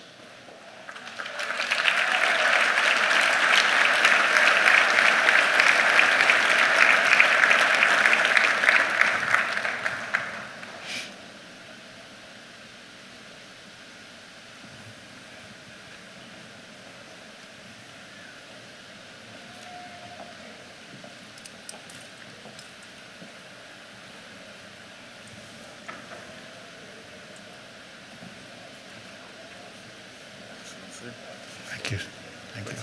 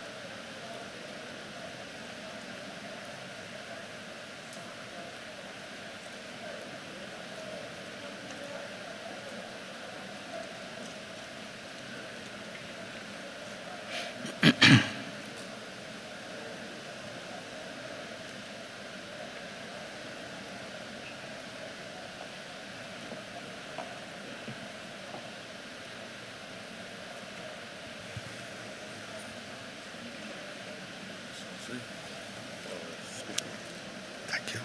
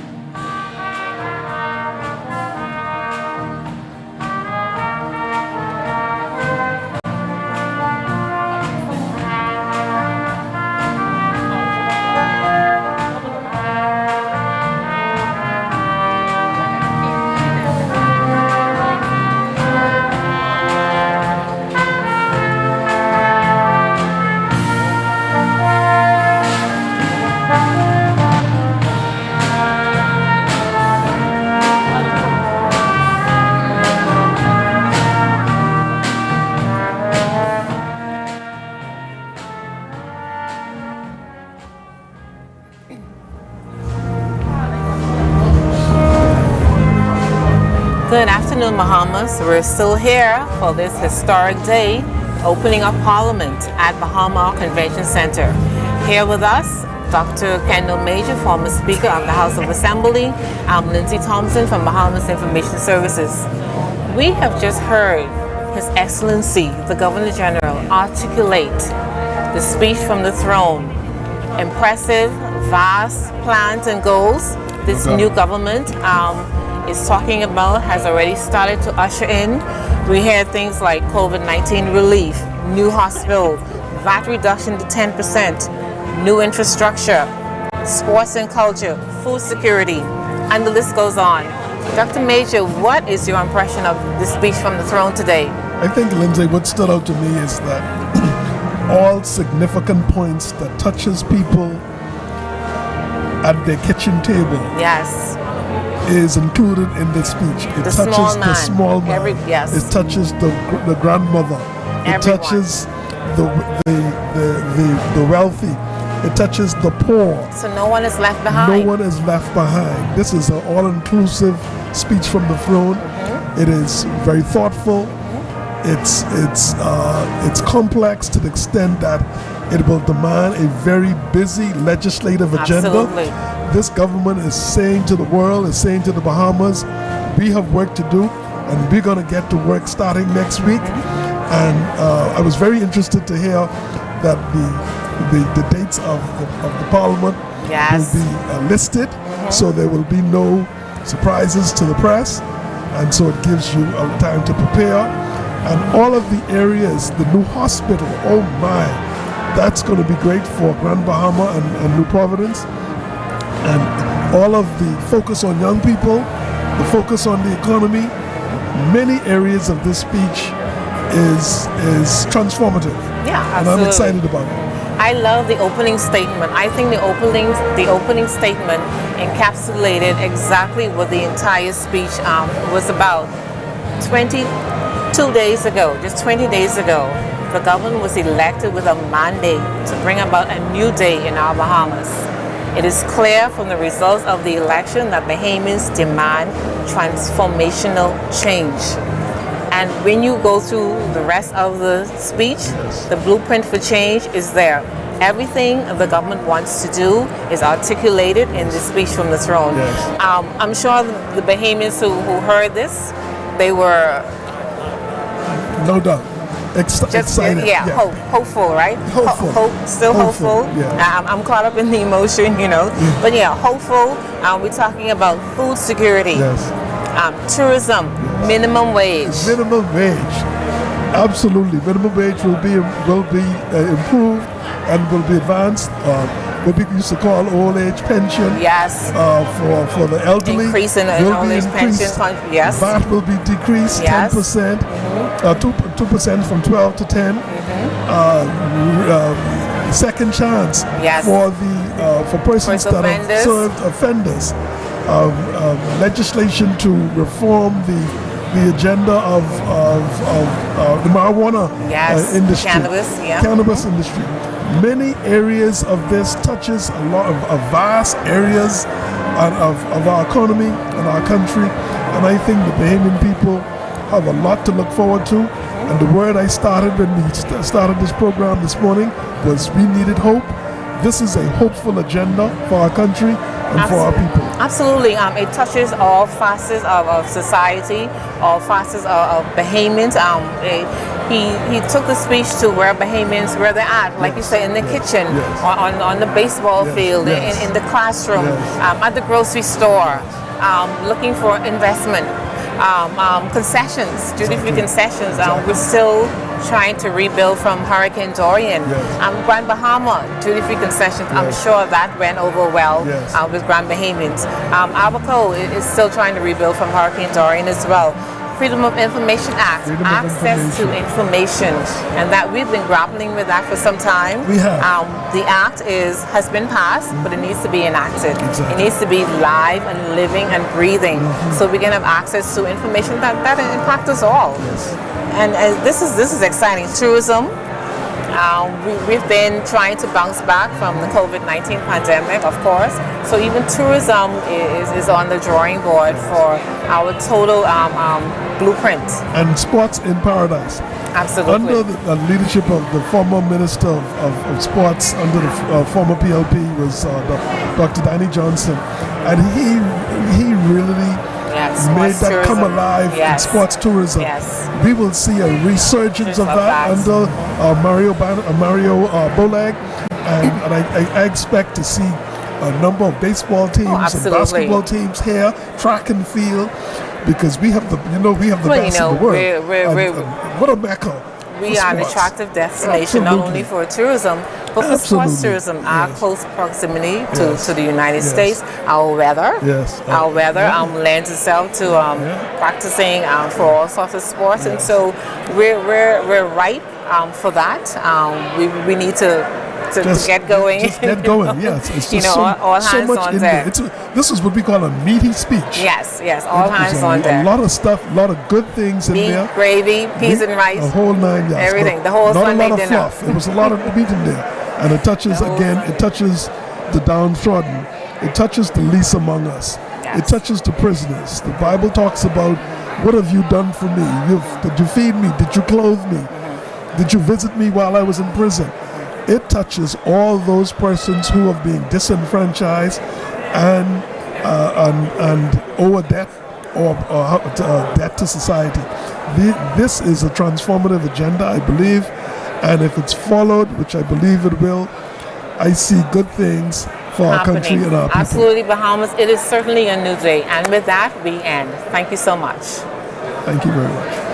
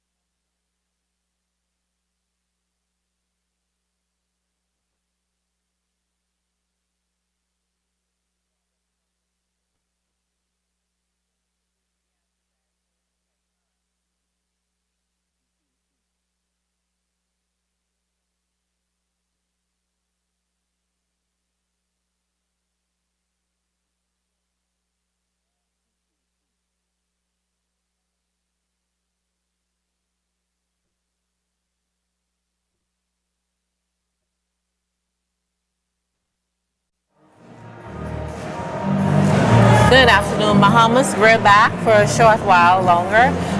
We're coming to you live from the Bahama Convention Center, where for the past 4 hours and some, we were tuned into the opening of Parliament, an historic day here in the Bahamas, following our September 16th general election.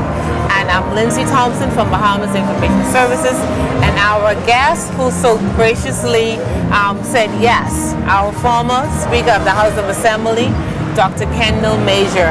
And I tell you, a wealth of knowledge. If you were tuned in today, he was in that green chair for 5 years, And so he was a wealth of knowledge for us today. Dr. Major, we thank you so much. What is your last words on what transpired from start to finish when you hear all that took place today? I think we've followed the traditions of our forefathers, and through it shows the transfer of power from one regime to the next in a peaceful and an orderly fashion. And the pomp and pageantry of the speech from the throne and the opening of Parliament is significant to our trajectory. The speech from the throne was powerful. I thought it was transformative. I thought it was hopeful. And I think it brought to make the Bahamian people all and sundry to be proud that a new day is here and a new day has dawned. And with the new speaker in Parliament, I will be certainly praying for her and assisting her as best as I can if called upon. And so I am encouraged by what I've seen today. Absolutely. And this has been a wonderful ceremony and a wonderful time for our country. And I certainly enjoyed being a co-host with you today. Same here, and it's definitely a new day that was articulated from start to finish. And the speech from the throne, like you said, it really touched every facet of the Bahamian economy, every person, man, woman, boy, and girl. So we can look forward to tapping into this new day, this new economy, this blueprint for change that has been articulated in the speech from the throne. And so with that, Bahamas, again, we thank Dr. Kendall Major, our former Speaker of the House of Assembly, who really brought it home to us with his wealth of knowledge and experience. And with that, from Bahamas Information Services, we're leaving you from the Bahama Convention Center, where we've just concluded the opening of Parliament. It's a new day, Bahamas, and we wish you a good evening. Farewell.